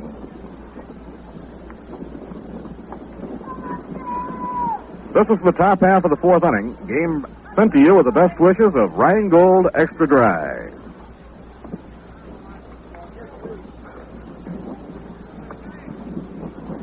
Now John Wyatt, the right-hander, pitches.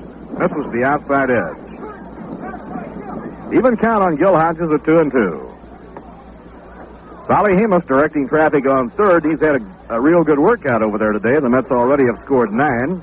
Their high run output for the entire spring training season. Red Crest on the coaching lines at first. Red's 2-0, 2 straight wins, coaching at first base.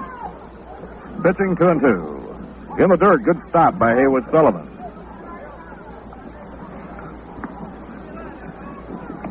Kansas City has probably the youngest ball club in the major leagues.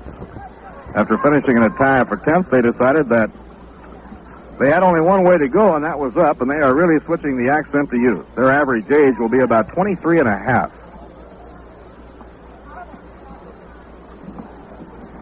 Pitching 3-2, the runner goes, and it's a drive foul hit down the left field line and out of play. So Frank Thomas will have to retrace his steps. The count remains at 3-2 on Gil Hodges. The A's feel they have a solid infield. Hank Bauer says he compares his infield favorably with that of any American League team. The big puzzle for the A's, of course, is pitching. A couple of spots in the outfield and catching. So they have plenty to work on. Thomas edging away.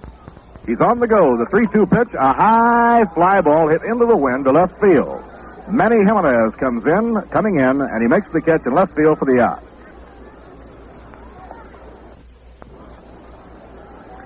Now there are 2 away in the top half of the 4th inning, and that brings up Don Zimmer. And Zip is off to a real good day, 2 for 2. Singled in the first, driving in a run, and then doubled in the 3rd inning to drive in another run. So Don Zimmer, 2 for 2, 2 runs batted in. Don also scored a run in the 3rd inning.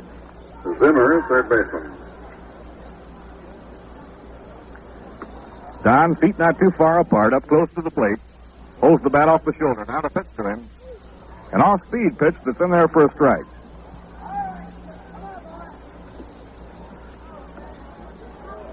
Well, you feel almost as cheerful as on Christmas Day when you get weather like this after the day we had yesterday over in Vero Beach.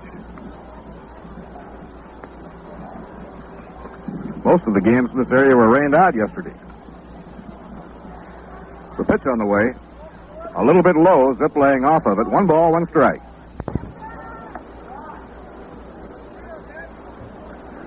Nine to 5, the Mets in front, top half of the 4th inning.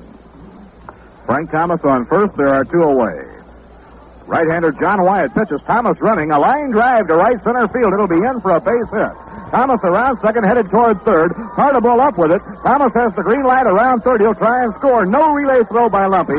The runner's in as Thomas crosses the plate, standing up on a hit and run double to right center by Don Zimmer.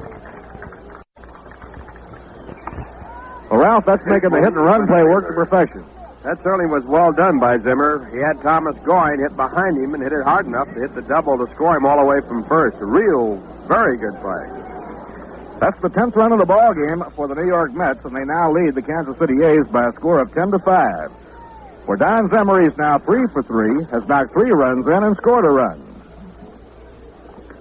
2 doubles and a single for Don Zimmer. Now Jim Hickman is up. Jim lined the base hit to left field, driving 2 runs in his last time up. Swing and a miss, strike 1. This fellow, Jim Hickman, is a marvelous defensive ball player. If he hits at all, he's going to be quite a player. He popped everybody's eyes wide open over in Vero Beach yesterday. When he took a fly ball in left field, he was running toward the line when he made the catch, wheeled instantly and made a tremendous throw, and he almost got one of baseball's fastest men, Willie Davis, at home plate. Willie had to slide to get in there. A high fly hit down the right field line. Galloping toward the line goes Gino Simoli, but the wind carries it foul over on the roof of the tool shed, and it bounces out of play.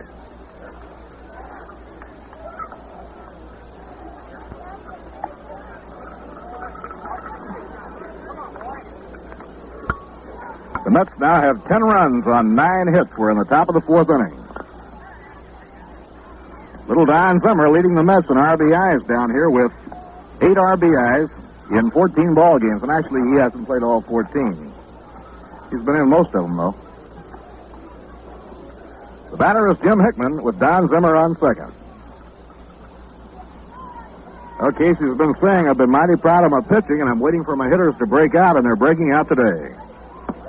Strike, a fastball on the outside corner, and Hickman is called out. In the 4th inning for the Mets, 1 run, 2 hits, no errors, 1 left on. At the end of 3.5 innings, the score here at Johnny Mack Stadium in West Palm Beach, Florida, it's now the New York Mets 10 and the Kansas City A's 5. Now the last half of the 4th inning, and we'll watch to see if the A's have a pinch hitter coming up. They have been warming up a right-hander, veteran Gordon Jones, in the bullpen, and they have their pitcher, John Wyatt, who's been hit hard by the New York Mets, scheduled to lead off in the last half of the 4th inning. Place Ed Boucher at first base for the Mets now, replacing Gil Hodges.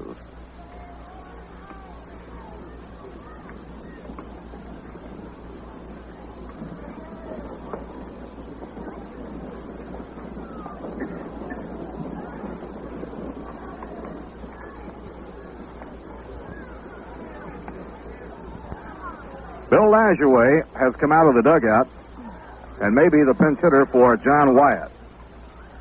Lajoie will long be remembered by the Baltimore Orioles because he was one of 2 players, in addition to money, that they gave up to the Los Angeles Dodgers to acquire a slugging first baseman by the name of Jim Gentile. Bill Lajoie from Garden City, Michigan. He's 27 years old. A 6-footer who weighs 180. And last year at Omaha, he had a good year, batting .320. He was traded to the A's by the Dodgers along with Gordy Winhorn for Bob Prescott and Jay Ward and outfielder Stan Johnson.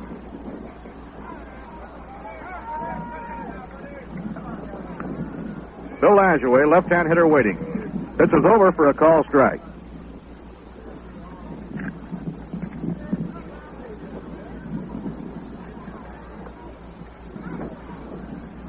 Nobody on, nobody out. Last of the 4th, Mets 10 and the Kansas City A's 5.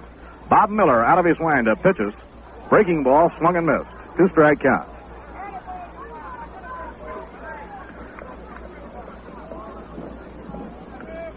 Tomorrow night, the Mets will be saying hello to one of baseball's nicest gentlemen, Mickey Vernon. Mickey now managing the Washington Senators. The game will be at Pompano Beach. Taken high by Bill Lajoie. 1 ball and 2 strikes. The speedy Dick Hauser, the leadoff hitter, waiting on deck, followed by Jose Tartabull. One thing about this young team that the A's are experimenting with, if they go with it, it'll be a team with a lot of speed. Breaking ball inside, 2-2. 2 of the veterans of the A's, pitcher Jerry Walker and outfielder Gene Stevens, have been kept on the sidelines with injuries. Walker hurt his back in the early part of spring training, but he's all right now, and Gene Stevens has been kept out of action with a bad knee. Hit hard on the ground down to first. Ed Boucher makes the play, waves the pitcher Bob Miller off, and makes the play unassisted. One away and nobody on. Hauser, shortstop. Here comes Dick Hauser. He had a great rookie season last year. Little fellow was more than they dreamt he would be. He was one of the real base stealers in the major leagues last year. He swiped 37 bases. Hauser, a right-hand hitter. Only Louis Aparicio of the White Sox could fill for more bases in the American League last season than Dick Hauser. Outside and low. And batting leadoff, he knocked in 45 runs and he hit for a good average.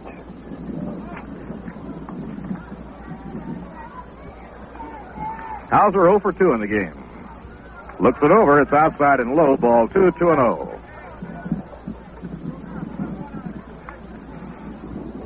Bob Miller working on the mound for the Mets. And Hobie Landreth behind the plate. Pitching 2-0. Over his head, it's taken. Ball 3, 3-0.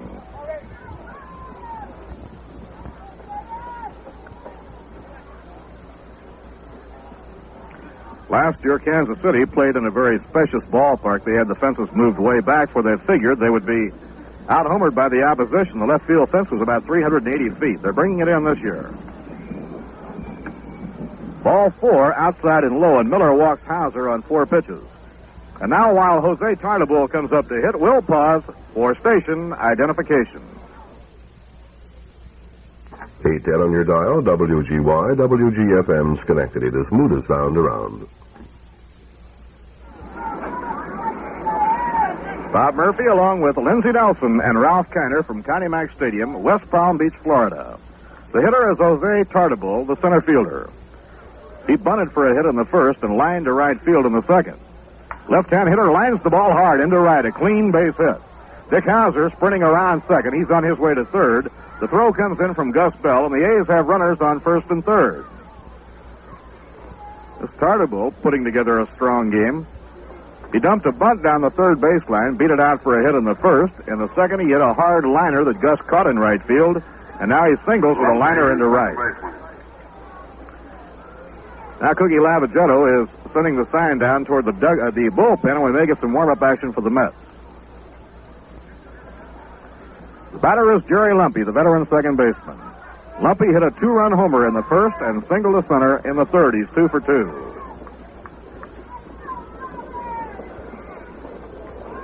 Jerry standing straight up and down, feet not too far apart, and up toward the front of that batter's box. A high foul ball off the fist, drifting over toward the crowd. It'll be out of play.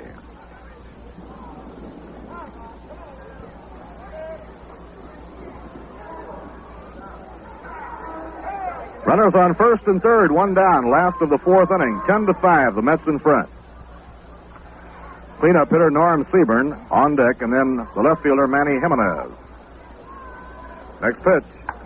Rammed hard up the middle, a base hit to center field. Hauser is in to score. Tartabull is around second. He'll go on to third.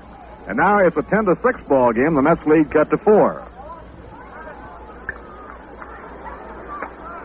So that gives Jerry Lumpy 3 for 3 and 3 runs batted in.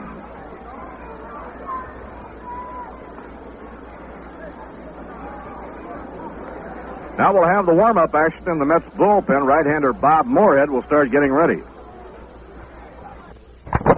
The game continues at the beginning of side 3. The infield looking for the double play against the tall, rangy, hard-hitting Norm Seaburn. Seaburn has drawn a single to right field. Fastball on the inside corner, a call strike. Of course, Seaburn was the key figure as far as the A's were concerned when they traded Roger Maris to the Yankees. And although he certainly has been far overshadowed by Maris, nonetheless, Seaburn has been Mr. Offense for Kansas City the last couple of years. Breaking ball taken high. 1 ball, 1 strike.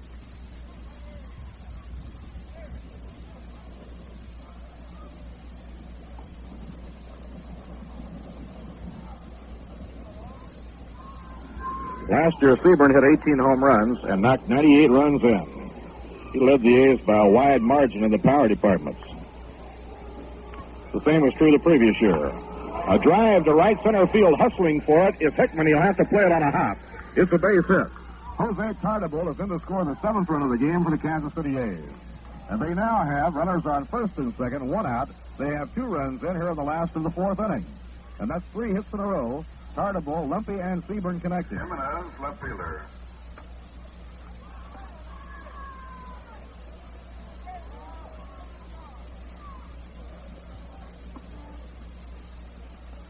Now the batter is Manny Jimenez, the left fielder. Jimenez, a left-hand hitter, has singled to right, reached on a fielder's choice, which knocked a run in. This game now closing up. It's 10-7. The Mets lead cut to 3. Swing and a miss. A big riffle. And a breaking ball pitched in tight on Manny Jimenez. Jimenez, very strong looking. Left-hand hitter, feet wide apart. 17 home runs in the Coast League last year. Mets have the defense figuring him as a pull hitter as they swing around toward right. Runners on first and second, 1 man out. Line drive caught by Rod Canillo, thrown to Mantilla for the double play that retires the side. A hard line drive that went right to Rod Canillo, and Canillo pegs the ball to Mantilla for the double play that retires the side. In the 4th inning, Kansas City, 2 runs. There were 3 hits. No errors, 1 left on. So it's 4 innings complete. The score now at Connie Mack Stadium in West Palm Beach, Florida. The New York Mets 10 and the Kansas City A's 7. 4 inning totals from this slugfest. For the Mets, 10 runs, 9 hits, 1 error. They've had 3 left. Kansas City, 7 runs, 9 hits, 2 errors, and they've had 4 left on base. So both starting pitchers, John Wyatt and Bob Miller, were hit hard.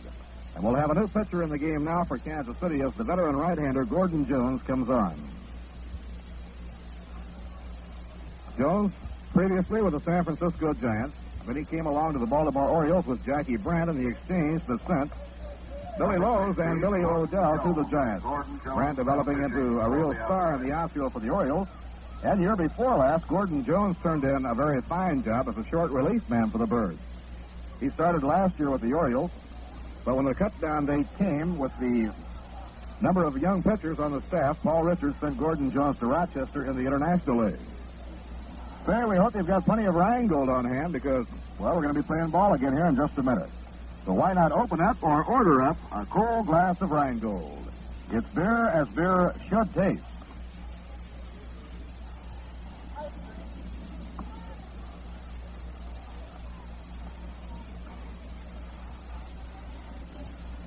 Rookie right-hander John Wyatt was hit hard. In 4 innings, he gave up 10 runs, 9 hits. He walked 3, and he struck out 1.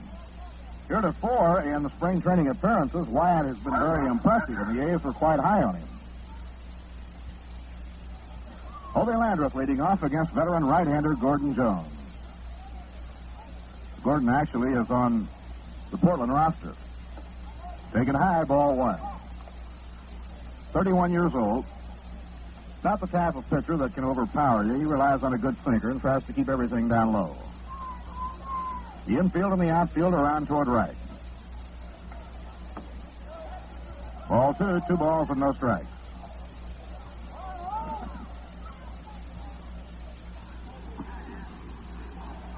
Neil Chrisley has come out of the on-deck circle, and Neil will hit for Bob Miller. Right in there for a call strike, 2-1 to Hobie Landreth.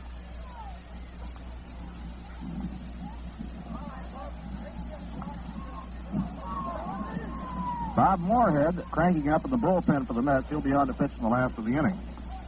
Ball 3 is outside, and now Gordon Jones was behind 3-1.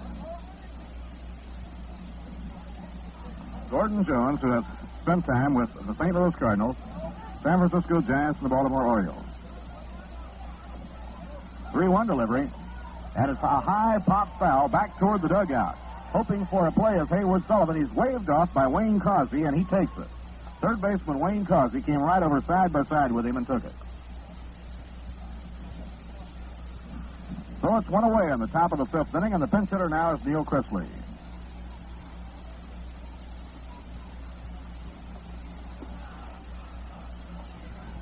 Veteran Neil Chrisley.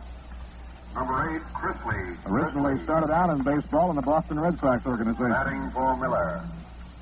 Neal looking for his first base hit in the spring games. He's been used by Casey as a pinch hitter down here. He has good power when he can get a hold of one.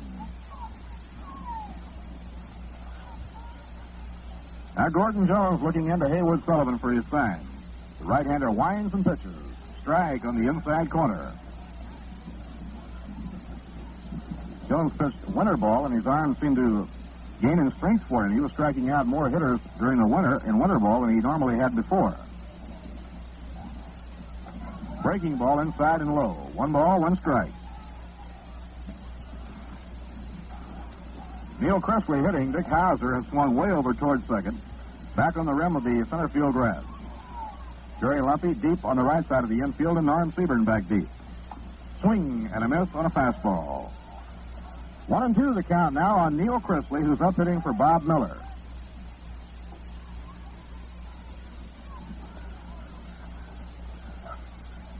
Bob Miller was tagged freely in this game this afternoon. In 4 innings, the blonde right-hander gave up 7 runs, 9 hits.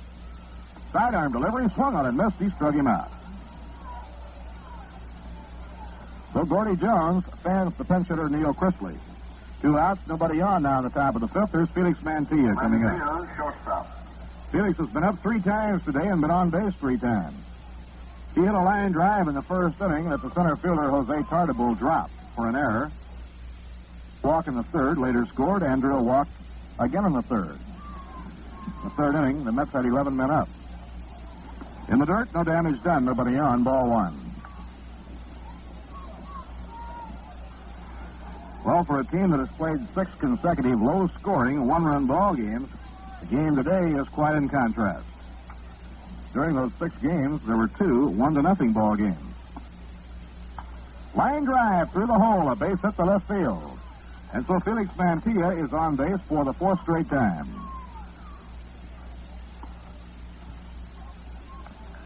That's base hit number 10 for the New York Mets, and it brings up second baseman Rod Keneal.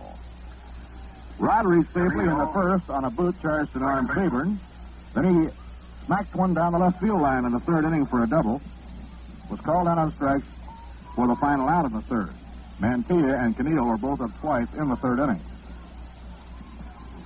He joined us late. The Mets scored 6 of their 10 runs in the 3rd.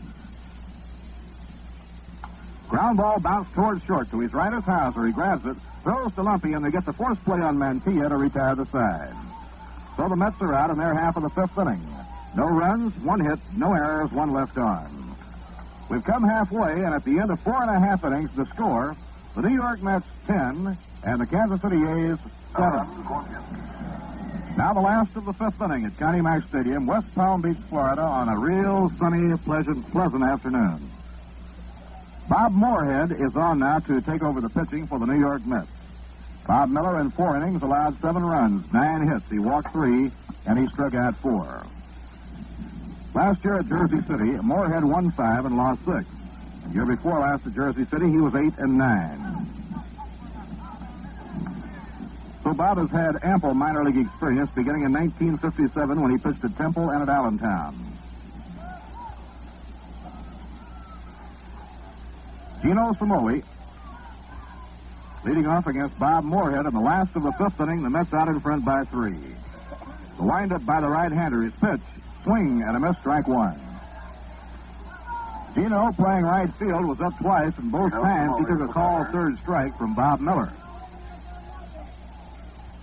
Gino deep in the box, feet wide apart. Buzzer right in there for a strike 2. Gino Samoli has a lot in common with many of the fellows on the New York Mets, and that he has played on some real good ball clubs over the last half dozen years and been a 4th or a 5th outfielder, and rightfully perhaps feels that he hasn't had every chance to play every day and really blossom out. Outside and low, 1 ball and 2 strikes.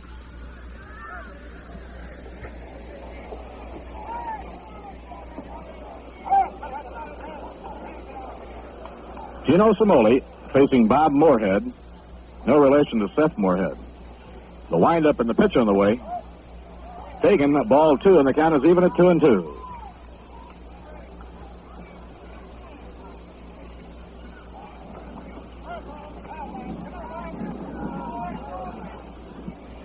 Bob Moorhead makes his off-season home in Lemoyne, Pennsylvania.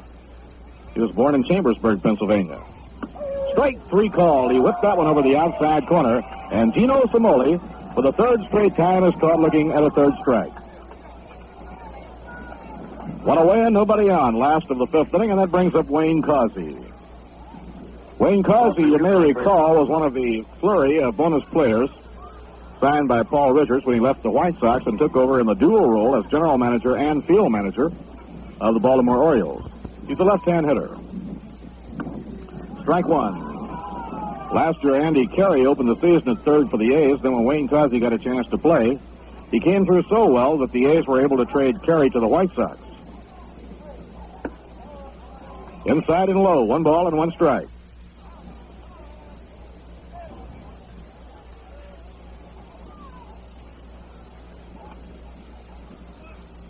Bob Moorhead has good size, hard-throwing right-hander. He's only 24 years old. Now he winds, the pitch on the way. Ground ball on the right side of the diamond. Rod Keneal is up with it, pegs to Ed Boucher, and plenty of time for the out. 2 down. So Bob Moorhead, big blonde right-hander from Lemoyne, Pennsylvania, quickly disposes of Gino Simoli and Wayne Causey. 2 outs and nobody on. The hitter is 6'4" Haywood Sullivan.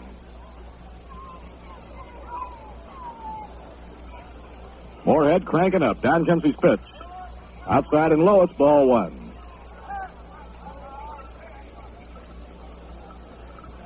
We have a broadcasting perch out in the open today, and I imagine that we're all 3 going to look like well-done Maine lobsters by the time the game's over. Outside and low, ball 2, 2-0 on Haywood Sullivan. The way the weather has been the month of March in Florida, not too many people are walking around with much of a suntan. Strike, good fastball in the outside corner, 2-1. 10-7 the score. The Mets leading in the game. We're in the last of the 5th inning.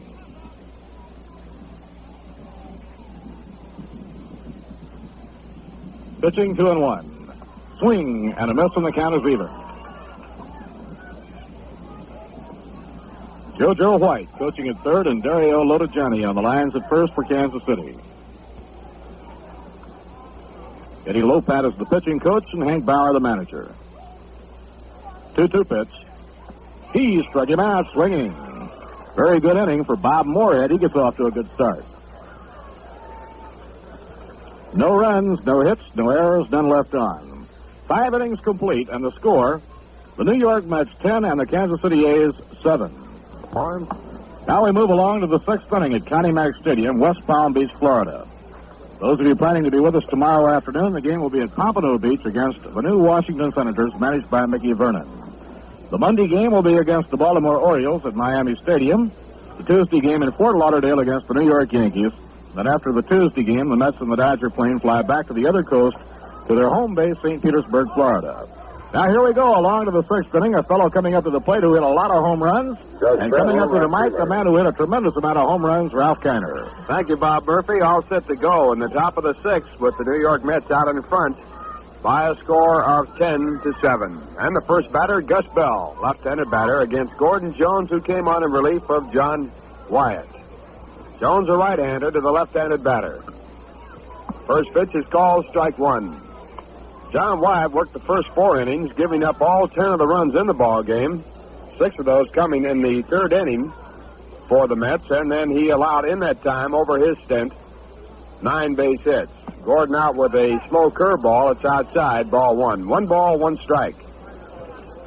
Jones so far has worked 1 inning. He's given up 1 hit. Last year with Rochester, he had a .500 record, 8 wins, 8 losses. Strike call, a fastball through in the outside corner. 1 ball and 2 strikes. Gordon Jones started his career back in 1949 with Fresno. Started out in the St. Louis Cardinal organization. He's 31 years of age right now. 6'1", 190 pounds. Lives in Sacramento, California. Sidearm fastball, swung on a miss, strike 3. So Jones picks up his 2nd strikeout, getting Gus Bell for out number 1 here in the 6th. Dave Wickersham is now warming up in the bullpen for Kansas City. Thomas, left fielder.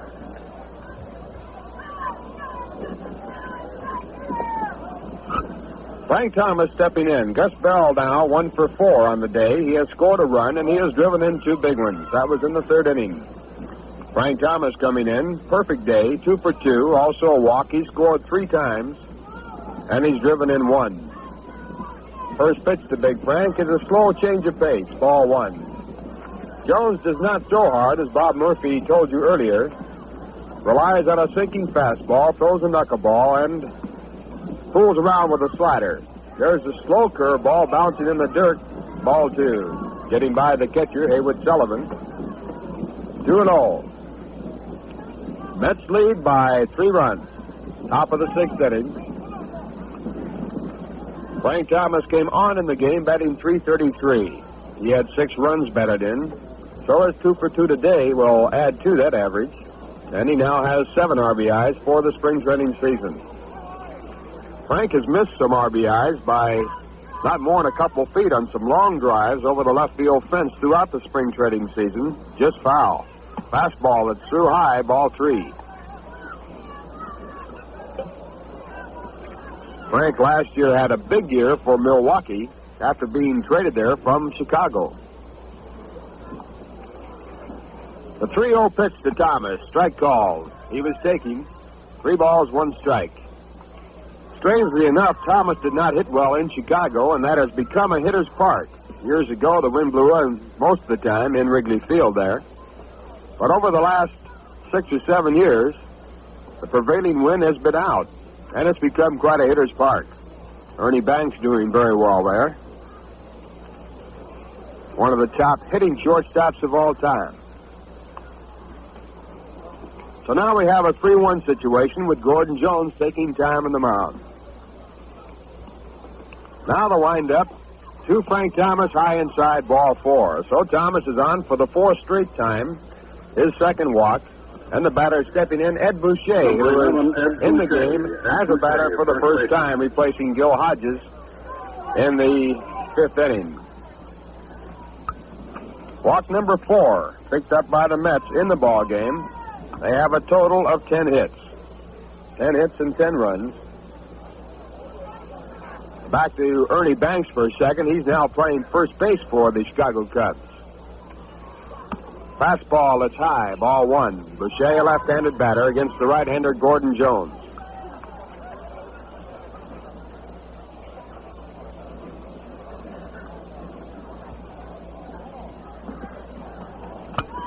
Jones stretching, comes back with a slow curve.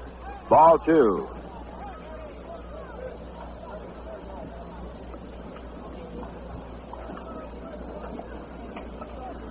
Ed Boucher over to the Mets from the Chicago Cubs, also played there with Frank Thomas.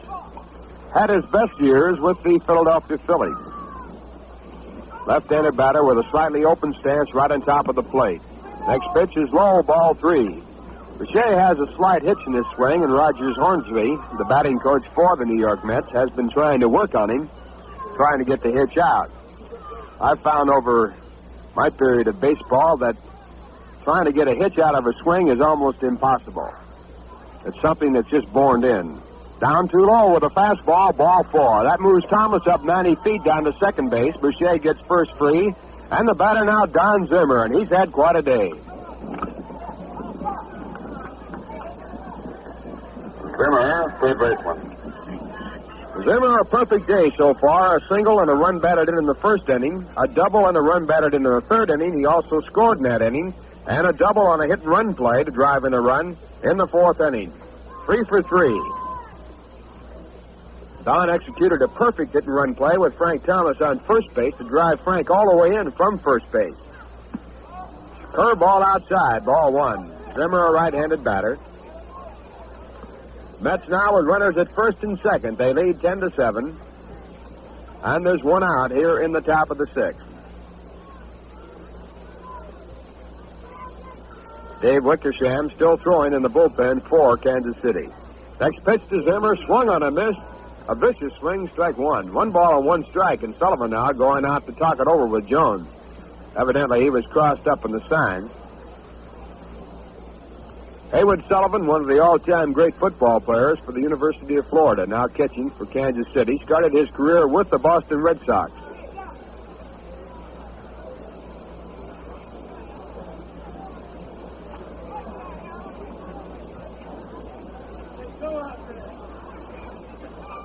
Now Sullivan back behind home plate, giving the sign to Gordon Jones, the right-handed pitcher. 1-1 count.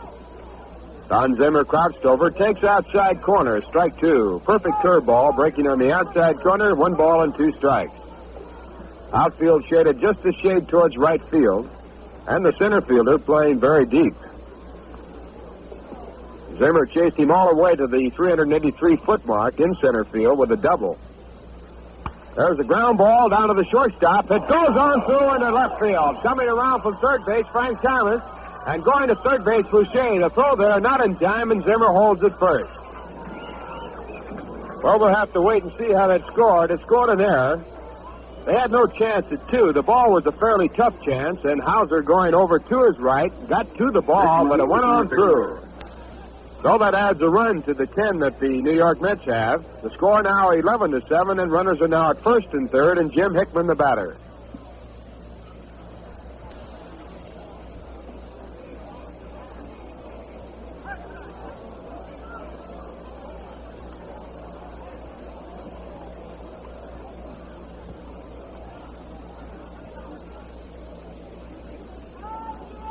Jim Hickman, 1 for 3 in the day, has a single and has scored a run. Right-handed batter, big, tall fellow, very good-looking ball player. First pitch to him is up high, ball 1.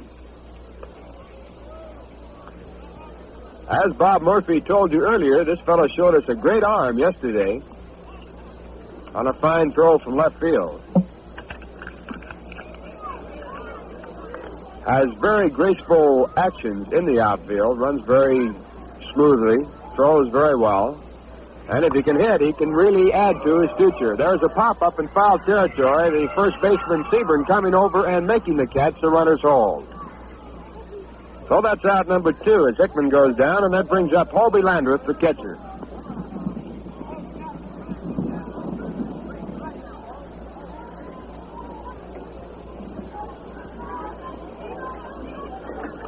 Landreth, catcher. Hobie Landreth, a left-handed batter, stepping in the batter's box. Score now 11-7 in favor of the New York Mets. 2 outs in the 6th.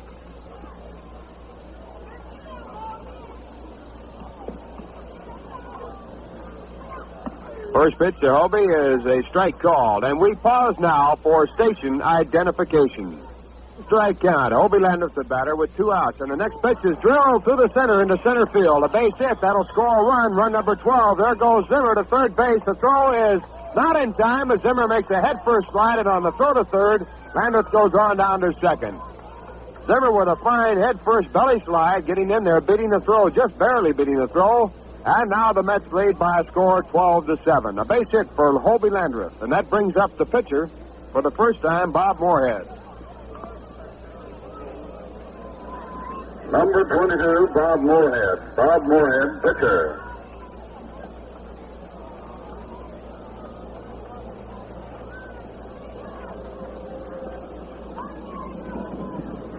Two runs in the 6th inning with 2 outs. Moorhead, a right-handed batter, in the batter's box. Zimmer out at third base, covered with dirt after that head-first slide. Landreth out at second. First pitch to Moorhead is a curveball outside. Ball 1. Well, there was a rumor before the ball game that Gordon Jones was going to be showing off here, possibly for the benefit of Mr. George Weiss, the president of the New York Mets.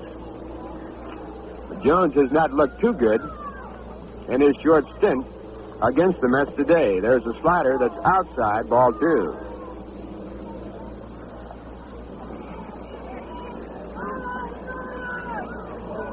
Wind blowing very strongly towards right field. Jones able to wind up with runners at second and third. Comes back to the plate. The ball's hit off of the end of the bat down to the first baseman, Seaburn. He takes it all by himself, unassisted, to retire the side. In the inning for the Mets, 2 runs on 1 hit, 1 error, 2 men left. And the score at the end of the top half of the 6th inning, the New York Mets 12, the Kansas City Athletics 7. Score of the ball game now 12-7 in favor of the New York Mets. The Mets now with their biggest run-scoring output of the spring training season, of their history, actually. And they had their biggest inning to date in their very short career. They scored 6 big runs in the third inning, sending 11 batters to the plate. Bob Moorhead on the mound for the New York Mets. Getting ready now to work to the Kansas City Athletics leadoff man. Gordon Winhorn now batting. And we have a pinch hitter for the pitcher, Gordon Jones. Gordon Winhorn. And he takes the first pitch by Moorhead. It's outside, ball 1. Winhorn last year was with Los Angeles, the Los Angeles Dodgers, and he hit .242 and 33 times at bat. Also played at Omaha for the Dodger organization. He lives in Phoenix. Next pitch to Gordon, hit hard to Zimmer's right. He dives, knocks the ball down, has no play, and that should go as a base hit. Zimmer made a good try knocking the ball down, actually saved it from going for 2 bases, as Winhorn is an exceptionally fast runner. Winhorn had some fine seasons for Denver in the American Association. Throw a base hit by Winhorn, officially scored, and a batter stepping in, Dick Hauser. First base hit off of Moorhead. Hauser now taking on the corner at the knee. Strike 1 call.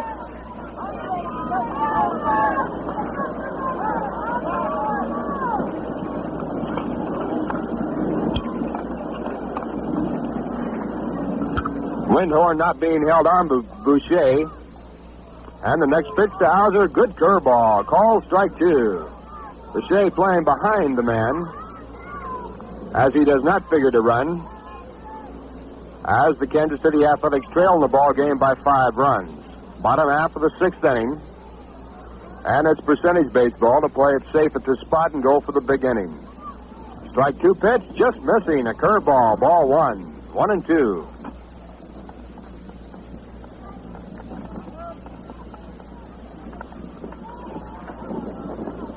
Hauser 0 for 2 was retired on a good play in the first inning by Zimmer at third base. Flied out to center field in the second and walked and scored a run in the fourth. Right-handed batter, fast man. There's a foul ball, and on the play, Hauser was fooled completely on a curveball and had to throw his bat to get a piece of it and just barely did. So he stays alive, the count 1-2, as the ball went off the end of the bat while the bat was flying through the air down towards Don Zimmer. Zimmer picked it up, handed it back.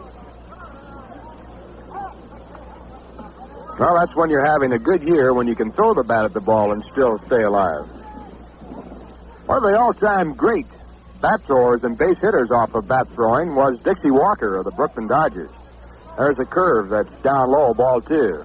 Many a time in a hit-and-run play with the pitcher pitching out, Dixie would throw the bat at the ball and actually come up with a base hit. Please get down so the people behind you can see the game. He was an outstanding hit-and-run man.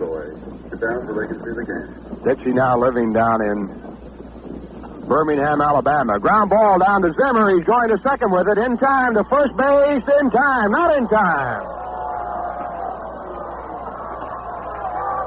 They picked the first man up at second base on the force play, as Mantilla turned it to the second baseman, Canille, and then the throw to first base, a close one, and the umpire said safe. Well, if I'd venture a guess that if this were a regular season game, we might see number 37 coming out for a little safer. I'm sure that manager Casey Stengel might make an appearance in the regular season on a decision. Not that we're right or wrong on it, but he'd like to get out. There he is. He's got to say hello to his fans right here in town. Well, we're not trying to umpire the play, but when they're that close, why, you just got to go out and talk to them about it and explain. Oh, sure, you have to get out there once in a while.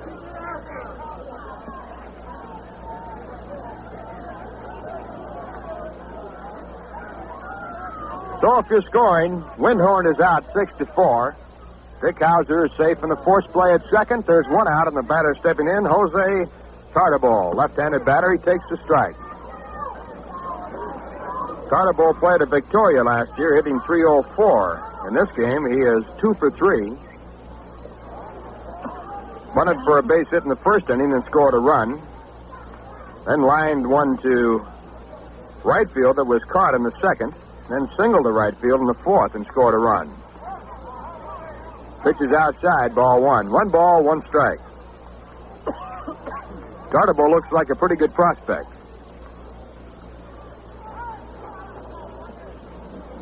Stands with a closed stance right on the plate. Holds holds his bat high in a vertical position. Bob Moorhead checking the run at first, who's not being held on. There's a ground ball hit in the hole. Tennille goes over, keeps it in front of him, then can't pick it up as it bounces off of his chest, and the batter Tartable is safe. On the play, Hauser moved down to second base. There are now runners at first and second.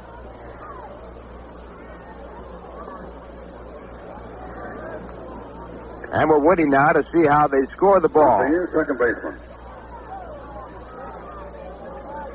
It was a fairly difficult chance, but not too difficult. And still no sign on the board. We'll have to go that it might go as an error. Now coming up, Jerry Lumpy. Lumpy with a 2-run home run in the first inning. Has a perfect day going for him as he's added 2 singles to the home run, and he's 3 for 3. A left-handed batter. Fine hitting second baseman. Runners at first and second, 1 out. First pitch to Lumpy is fouled away, strike 1.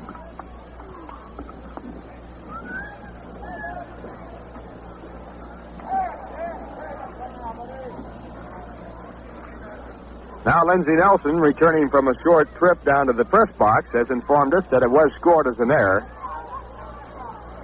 We have no communication at all with the press box where we're broadcasting from, and the scoreboard has no error sign, evidently. 1 strike pitch to Lumpy is high outside, ball 1.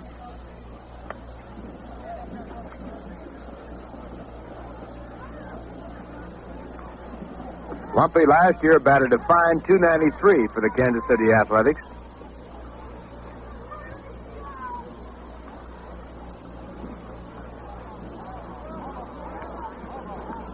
Runners at first and second. Moorhead back to the plate outside with a good fastball, but it's ball 2. 2 balls and 1 strike.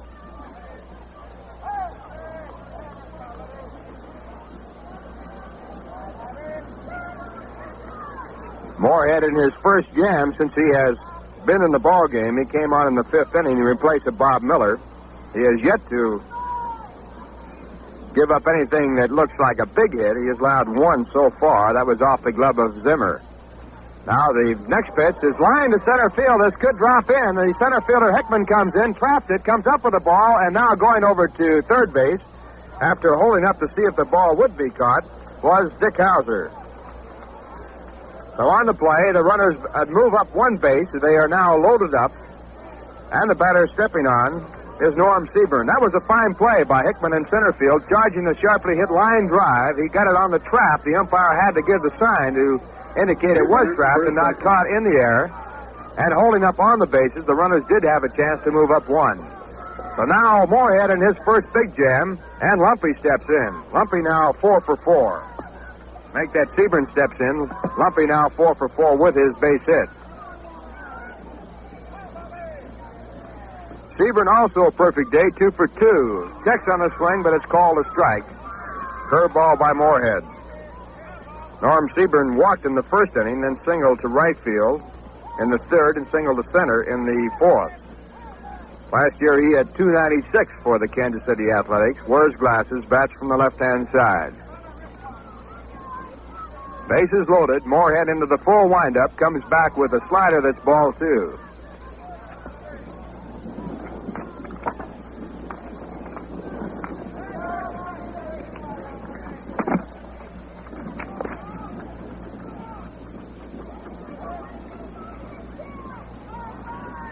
Moorhead taking time. Now swings into the windup. Next pitch is just outside. 2 balls now and 1 strike.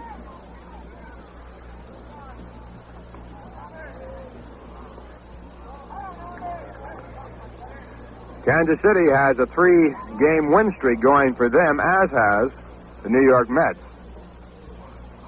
They have an 8-5 record this spring.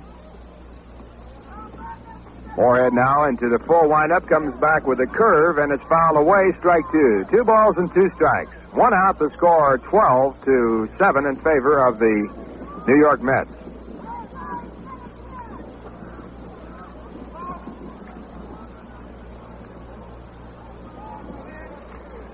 Outfield pulled way around. Seaburn a pull hitter. And they're playing deep in right field. The wind holding the ball up and left allows the left fielder to play a little more shallow than normally. The 2-2 pitch by Moorhead is down low, and that goes to 3 balls and 2 strikes. The official attendance, 1,843. 1,843 announced as the official attendance here today at Connie Mack Field in West Palm Beach, Florida. Mr. Norley lost again. So now Seaburn and Moorhead all the way out. The string is out.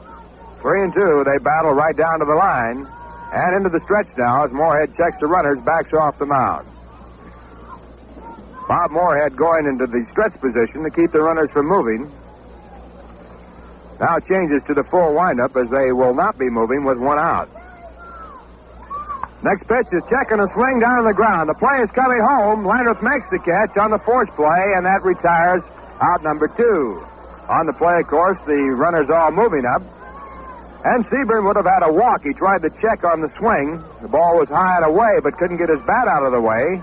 And he dribbled it down towards Zimmer at third base. Don up with the ball, took the option of throwing to home plate. And he picked up the force out there. So now 2 away, and the batter is Manny Jimenez.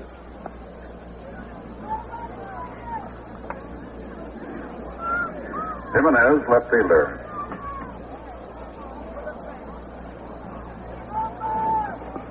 Manny Jimenez, a left-handed batter with a single and 3 times up. Holds the first pitch foul down towards the right field side, strike 1. Jimenez with a fine year at Vancouver in the Pacific Coast League last year. Hit .305. Has a little bit of the Mel Ott stance in him. He picks up that front foot and sets it down again. Mel, of course, picked his foot way in the air. Jimenez doesn't do that far. Now Moorhead into the full windup. Back with a curve. It's off the end of the bat. Zimmer will come up with it and take the play at third all by himself, and that retires the side. In the inning for the Kansas City Athletics, no runs on 2 hits, 1 error, 3 men left in the score at the end of 6 complete innings. The New York Mets 12, the Kansas City Athletics 7. Dave Wickersham now pitching for the Kansas City Athletics, looks in for the sign. Right-hander. Had an 0-2 record at Kansas City last year. Mantilla pulls foul. Strike 1. 1 ball and 1 strike. He also pitched at Shreveport, where he compiled a 14-11 record.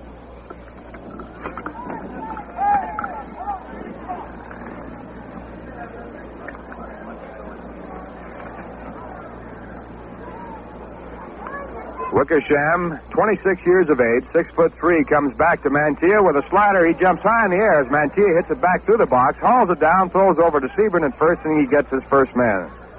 The pitcher, number 26, is Wickersham. Wickersham now pitching for the Athletics.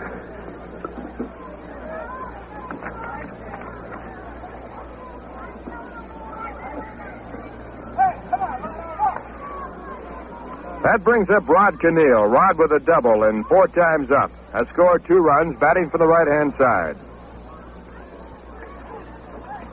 Wickersham started playing ball in 1955 with Burlington. There's a strike called.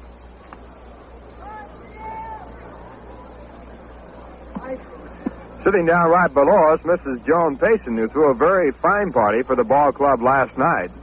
There's the ball hit out to right field. The right fielder coming on strongly is there, and he makes the catch. Samoli coming in quickly took that ball in shallow right field for out number 2. 2 up and 2 down as Wickersham gets his first 2, and the batter stepping in is Gus Bell. Also Mrs. Don Grant. Bell, Mrs. Casey Stengel down below us. So the feminine side watching this ball game. That was really a nice party we had right here in West Palm Beach. 2 outs. The first pitch to Gus Bell is high, ball 1.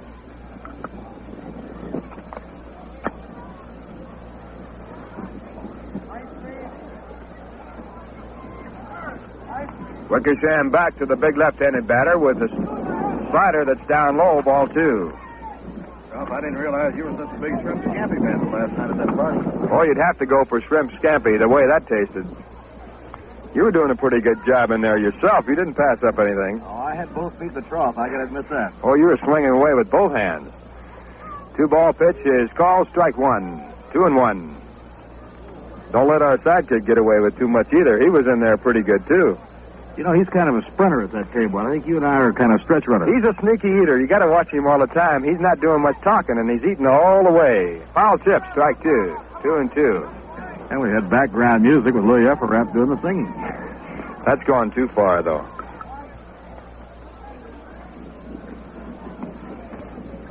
Two balls and 2 strikes, 2 outs, top of the 7th inning.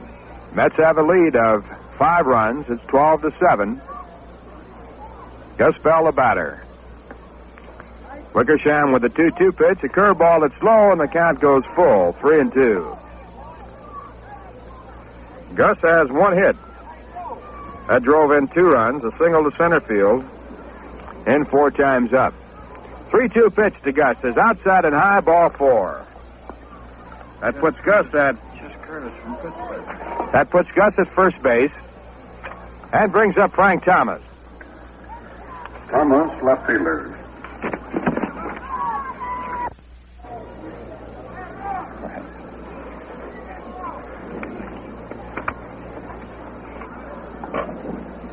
Frank Thomas with a double, a single, and 2 walks.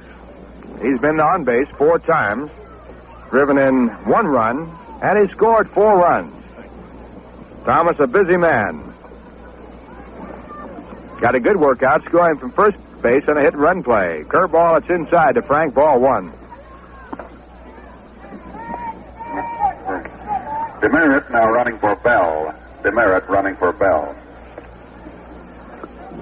John Demerit just in the ball game as a runner for Gus Bell, and he'll stay in for him defensively. Curveball's pulled foul, strike 1. 1 ball and 1 strike.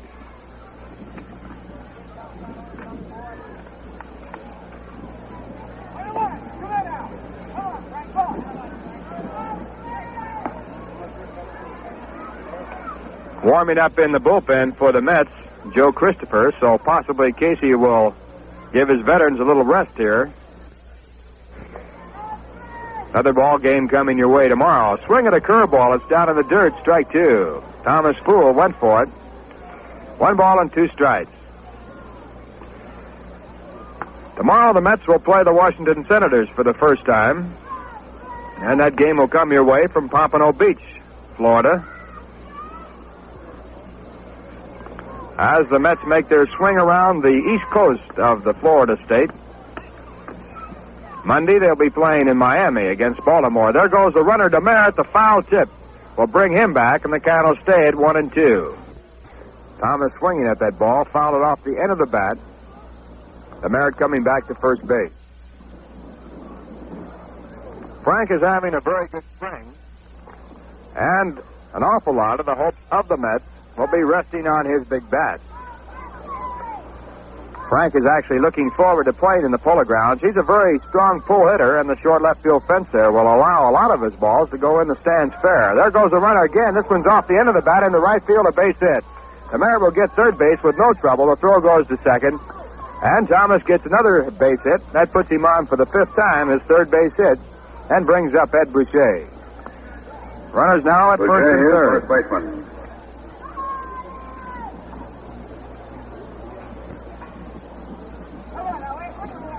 Boucher replaced Gil Hodges. Gil had gone 0 for 2. Gil had driven a run in with a sacrifice fly in the first inning.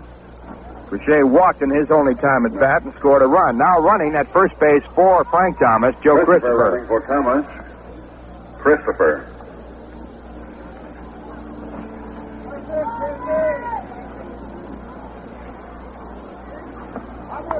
Now a pick off at first base. Christopher is going down to second, and he's there. Now a throw to third, and he is there.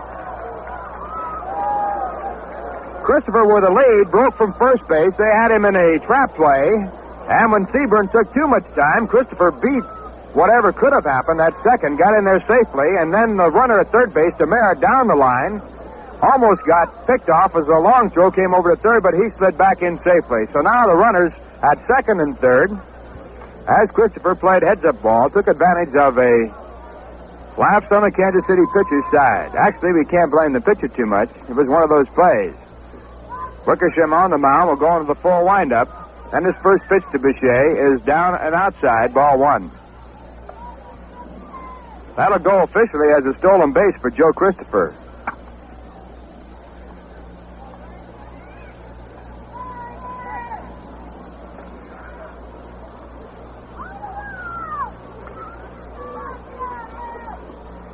Ed Boucher, the batter, swings and misses at a slider. Strike one. 1 ball and 1 strike.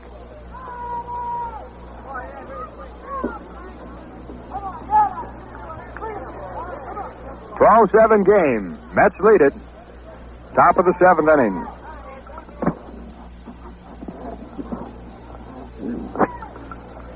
Now the right-hander back to the left-handed batter, and a drive to right field. The right fielder, Samoli, is back near the wall, and he makes the catch. That ball was not high enough, or would have gone over the fence.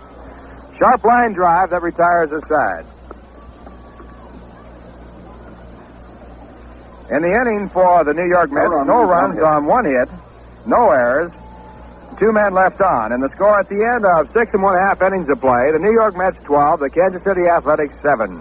Well, put Joe Christopher in your lineup out in left field in replace of Frank Thomas, and out in right field, John DeMeritt. Jim Hickman still in center field, and defensively for the New York Mets, we have Landreth behind home plate. At first base, Ed Boucher, Rod Canneel at second, Felix Mantilla playing shortstop, and Don Zimmer at third. And now the first batter for the Kansas City Athletics, Gino Samoli. He takes inside, ball 1. Bob Moorhead on the mound for the Mets. He replaced Bob Miller in the 5th. 1 ball pitch to Samoli is lined to the second baseman, Canneel. It's off his leg. He goes back, picks it up, can't make the play at first base, and Samoli will get a base hit on that, I'm sure.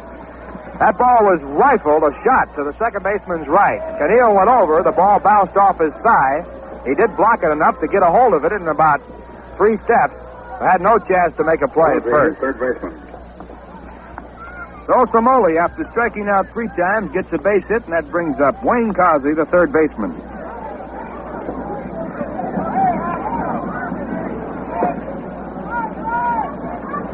Causey 1 for 2 as a double, takes the strike calls.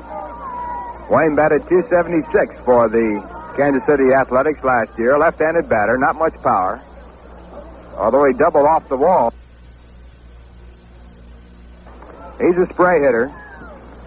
There's the ball on the ground to Ed Boucher. He makes the play at the shortstop, covering second, and there's no return in the throw. Mantilla making a fine catch of a throw that was a little offline, and that's out number 1. Causey safe on the fourth play, fielder's choice. Sullivan, catcher.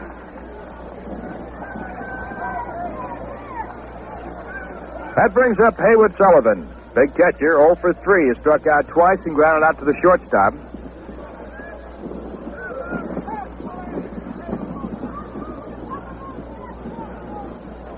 Haywood was one of the prized pupils of Joe Gordon when Joe was the manager of the Kansas City Athletics.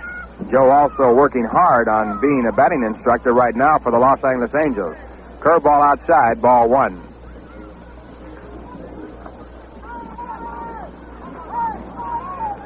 Sullivan last year hit .242 for Kansas City. Has good power, does not pull too much. The outfield playing straight away. There's a chance at a pickoff play. The throw down to first base is not in time as the curveball is outside.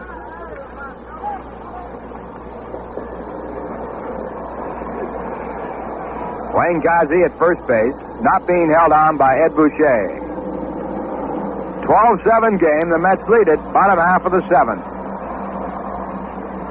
Moorhead back to Sullivan with a curve. It's ball 2. Down too low. 2 balls and 1 strike.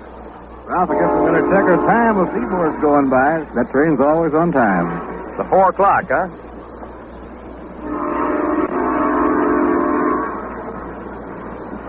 Two balls, 1 strike, 1 out. Bob Moorhead with a pitch that's lined in the center field, but Hickman will move over. He does. Makes the catch for out number 2. We pause now for station identification.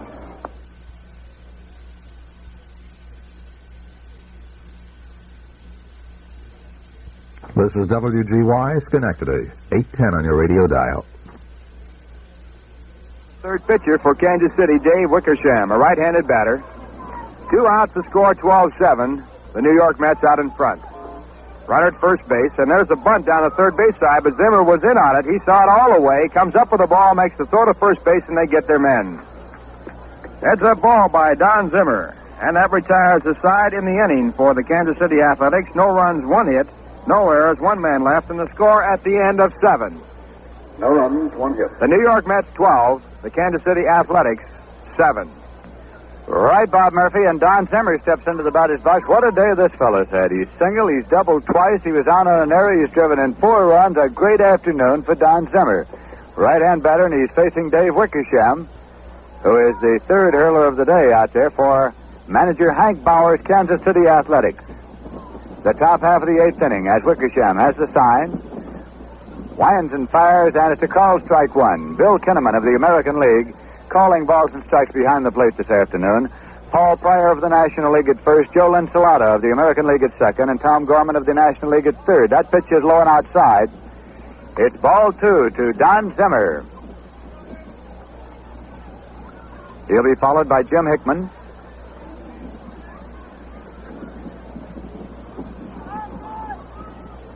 The New York Mets off to an early lead this afternoon. They have never been behind in this ball game. Here's the pitch. Hits inside for a ball. The Mets scored 3 runs in the top half of the first inning. The Kansas City A's scored 2 in the bottom of the first to make it 3-2. But then the Mets had their big inning in the top of the third when they got 6 runs. Kansas City came right back in the bottom of the third and got 3. As the pitch sets low. 3 balls and 1 strike to count to Zimmer. The Mets got another in the top of the 4th. The A's got 2 in the bottom of the 4th, and then the Mets got 2 more in the top of the 6th, and that's been all the scoring.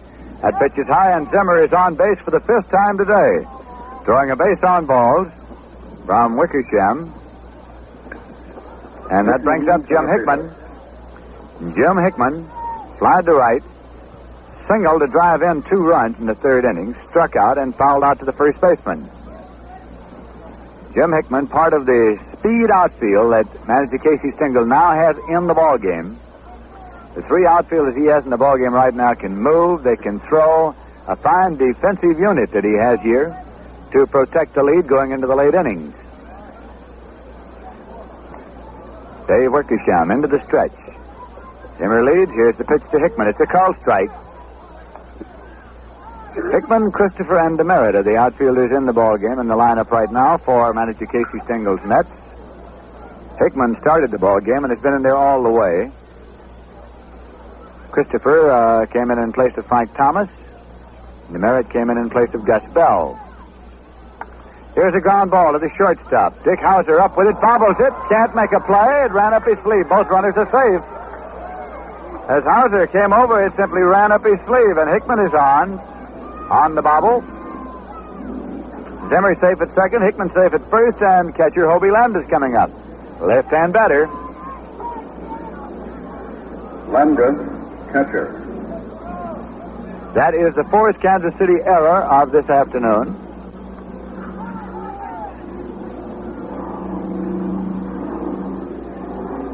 It is 12-7. Perhaps you can hear the plane coming directly overhead. Has there been anything that hasn't been through here this afternoon?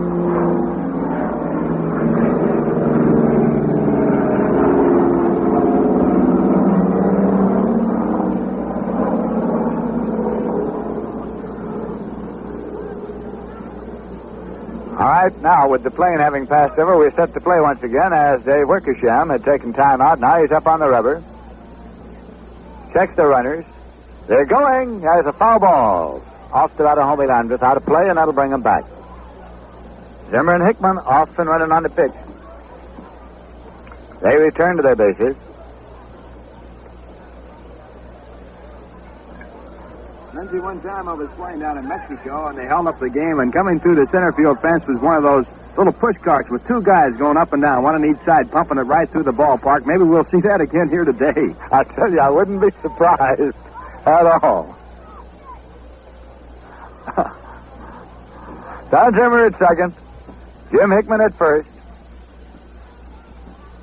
There is nobody out for the Mets, and Hobie Landis up there. He is 1 for 4 this afternoon. He drove in a run with a single in the 6th inning. And now, catcher Haywood Sullivan wants to go out and check a sign with Dave Wickersham.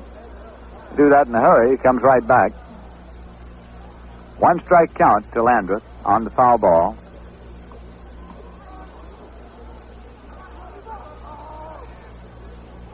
The Mets leading by a score of 12-7. Pitch is high and away and popped out of the glove up into the air, but Hayward Sullivan managed to corral it. No advance. 1-1 now. This is, of course, the most runs scored by the New York Mets in a baseball game. Previously, the high was 8 against the Chicago White Sox. They have 12 now against the Kansas City Athletics. Dave Wickersham checks and fires. And there's a drive going into center field, well up into the air. Tartabull comes over, has it now, tagged up. It's Zimmer at second, digging for third. The throw across the diamond. Zimmer head first in there.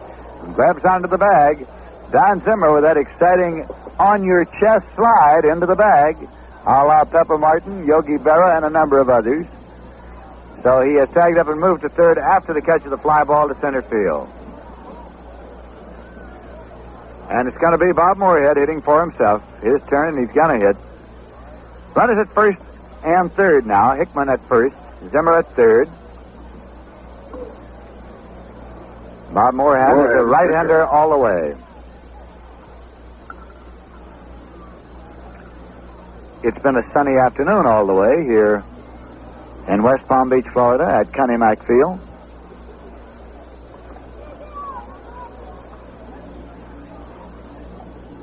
Moorhead standing in and waiting as Dave Wickersham is revving up the baseball.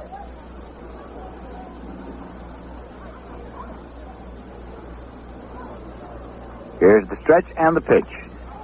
Bunts it, tips it off right into the big glove of Hayward Sullivan. So it simply goes to strike one as Moorhead is trying to lay it down. Trying to bunt it down to first baseline. He brings Zimmer in from third and to move Hickman on up to second.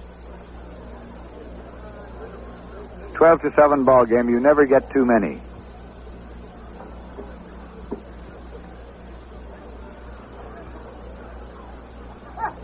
The pitch. There's a ground ball to shortstop. Houser's over it. He goes to second for one. The relay on to first. And he got him. Double play. And that retires the side as Moorhead hits into a double play from Hauser to Lumpy to Seaburn.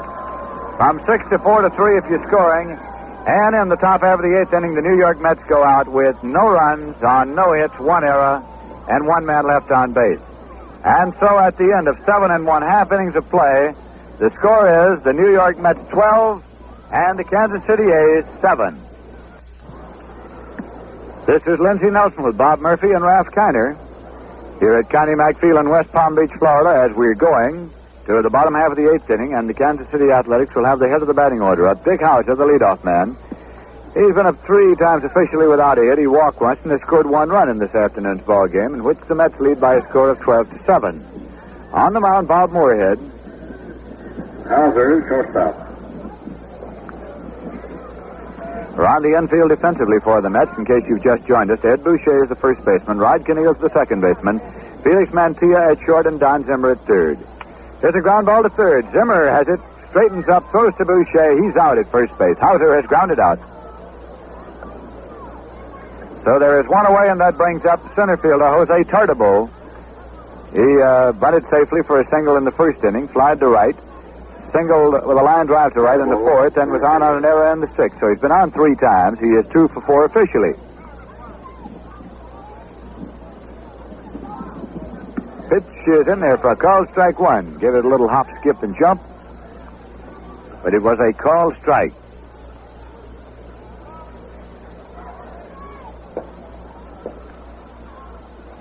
And the pitch is outside for a ball. We're at Connie Mack Field in West Palm Beach, Florida, and as Ralph kind of told you, one of Connie Mack's finest products is seated here this afternoon watching the ball game. Hall of Fame catcher Mickey Cochran, seated behind the plate here and has been watching the ball game throughout. That pitch is inside. Ball 2. It's 2-1.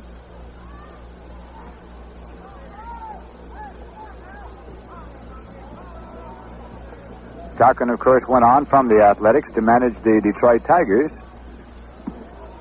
Pitch is outside. 3 balls and 1 strike now.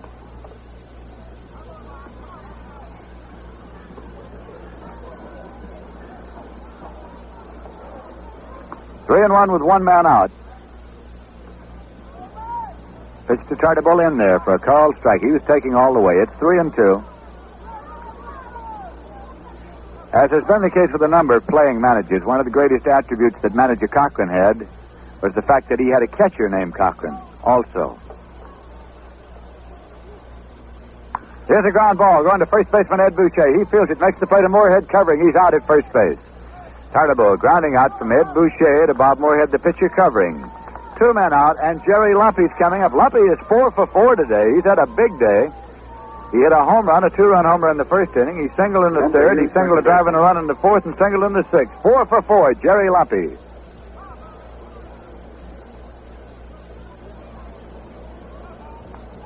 We're in the bottom half of the 8th inning. The Kansas City Athletics batting with 2 men out. Bob Moorhead into the windup and the pitch down. There's a fly ball going to center field. Hickman is digging in. Keneal is digging out. Hickman seems to have it lined up. He's underneath. He takes it on the run. Bob Moorhead gets the Kansas City Athletics out in order in the bottom half of the 8th inning with no runs on no hits, no errors, and nobody left on base. And at the end of 8 full innings of play, the score is the New York Mets 12 and the Kansas City A's 7. This has been a free-swinging, free-hitting baseball game here this afternoon. Something of a change for the New York Mets, who have been used to playing them very close to the vest and either barely losing them or eking out the victory.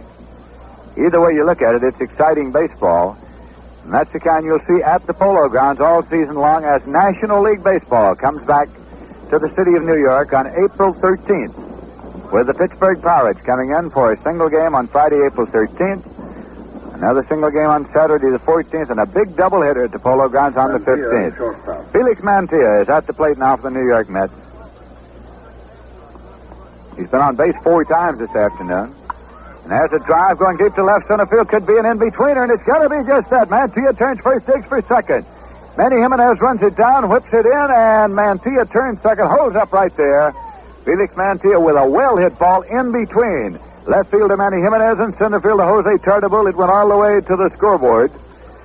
So it is 2 base hits this afternoon for Felix Mantilla, who is making a bid to reclaim the shortstop position on this Mets team. And Rod Keneal is coming up, the second baseman. Keneal had a double in the 3rd inning. He has scored 2 runs. He was down on an error in the 1st inning. Keneal, forced Mantilla in the 5th. He's been on base 3 times. Nobody out as Mantilla was the first man up for the Mets in the top of the 9th. The pitch to Keneal is in there for a called strike 1.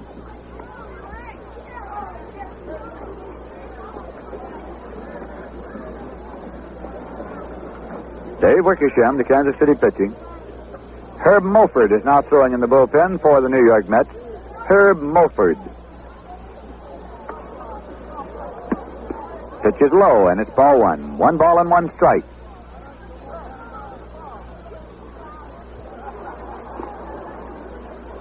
Red Crest, the coach at first base, talking back and forth with a few of the fans there. We noticed a moment ago when Gino Simoli beat out a base hit. There's quite a Simoli fan club here in West Palm Beach. There's usually a Simoli fan club, wherever. And he's been around. 1 ball and 1 strike to count to Rod Keneal. Has a foul ball coming out of play. 2 strike count. 1 ball and 2 strikes.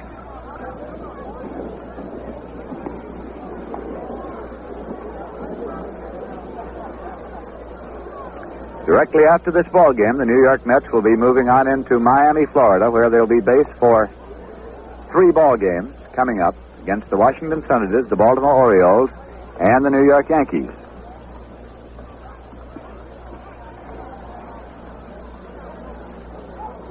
Keneal swinging the bat as Wickersham checks Mantilla at second.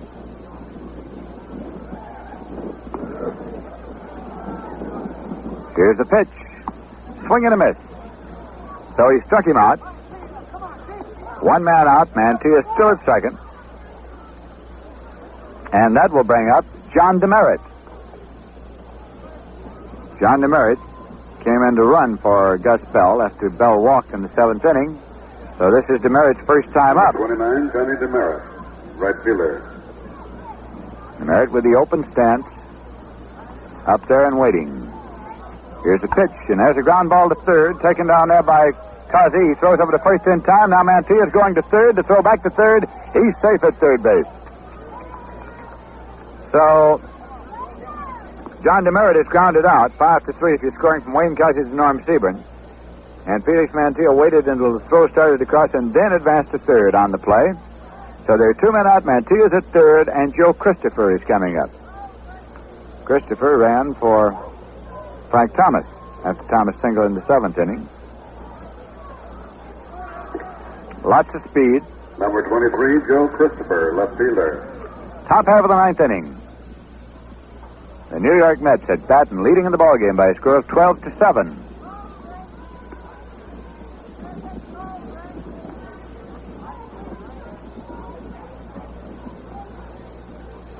Dave Wickersham with the pitch. Called strike to Joe Christopher.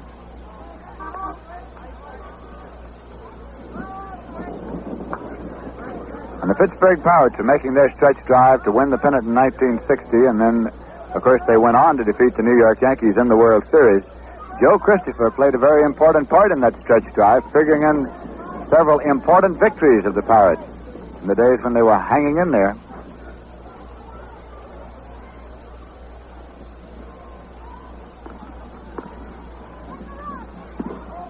Pitch is low. It's 1-1.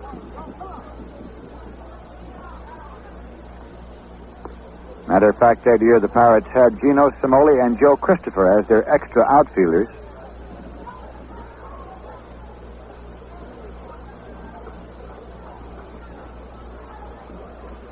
Wickersham rubbing the ball up, taking a moment here. No particular hurry.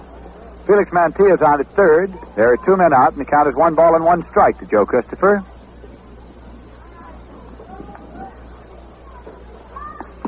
It's a call strike, 1-2. As we have noted, the Kansas City Athletics next year will be training in North Miami, Florida. They have signed a 10-year contract to train there, and rumor has it, of course, that Lou Perini is going to move his Milwaukee Braves into here, West Palm Beach, since he has a housing development nearby. That has been the persistent rumor even before the announcement that the Athletics were going to train at North Miami. Now, Howie Nunn is throwing in the bullpen also for the New York Mets, along with Mulford. There's a pitch outside to Christopher. It's 2-2. 2 balls, 2 strikes. Official paid attendance here this afternoon, 1,843, turning out on a sunny afternoon to see the New York Mets and the Kansas City Athletics.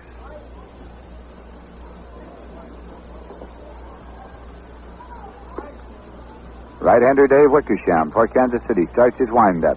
Pumps twice. Now he is set.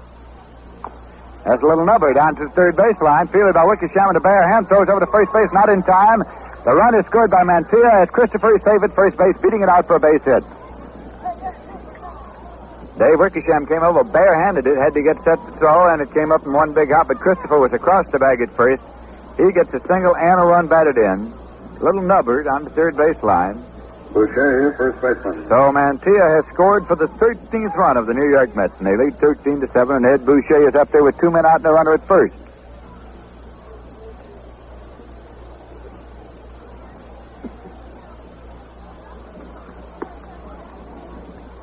Wickersham checks. There's a ground ball going through the hole into right field for a base hit. Christopher turns second, digs for third. Samoli fires the ball across, and Christopher safely into third base as Dick Hauser, the shortstop, cut it off. So that is a single to right for Ed Boucher. And brings up Don Zimmer, who has been on base 5 times today. Single, double, double, on an error, and walked. A big day for Don Zimmer. Their runners at first and third now, with 2 men out. The Mets leading 13-7 over the Kansas City Athletics. Zimmer, third baseman.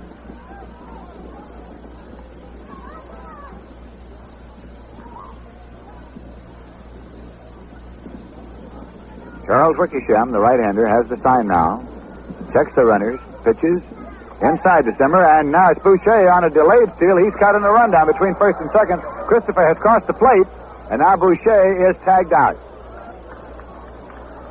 The run does count very definitely since Christopher crossed the plate before Boucher was tagged out. As the throw went through on the delay, they got the run across, trying a few maneuvers here. Very late, and so in the top half of the ninth inning, the New York Mets got 2 runs on 3 hits, no errors, and nobody left on base. And so at the end of 8 1/2 innings of play, the score is the New York Mets 14 and the Kansas City Athletics 7. We'll be going now to the bottom half of the ninth inning. Cleanup man Norm Siebert is up to lead off for the Kansas City Athletics. Bob Moorhead, the pitcher, on the mound for the New York Mets. Winds and fires, and the pitch is outside to Sebring. Sebring walks, single, and forced houses, so he's been on base 4 times. 2 for 3 officially, and the walk. Low and inside. It's ball 2 to Norm Sebring. He'll be followed by Manny Jimenez and Gino Somoli.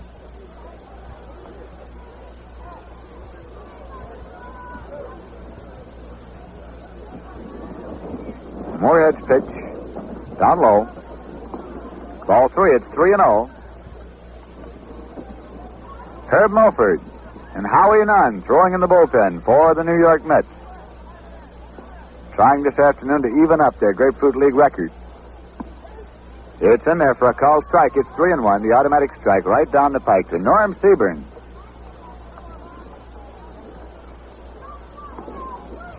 There's a ground ball going to the right side, fielded by Boucher. He's going to play it to Moorhead covering, and he's out at first base. So Sebring goes out 3-1 if you're scoring from Ed Boucher to the pitcher Bob Moorhead covering. That'll bring up Manny Jimenez. Tomorrow afternoon we'll be at Pompano Beach to bring you the New York Mets and the Washington Senators. They're managed by Mickey Vernon. They have ball players like Jim Pearsall and Gene Woodling. So we'll have an exciting afternoon for you tomorrow. The Mets and the Washington Senators. And then on Monday, we'll bring you the Mets and the Baltimore Orioles, and on Tuesday, the Mets and the New York Yankees. Here's the pitch to Jimenez. There's nobody on and 1 man out. Against the speed of the left-hand batter, down to him at third, in on the edge of the grass. And there's a ground ball to the shortstop deep. Mancia has it. Sidearms hit the first to Boucher, he's out.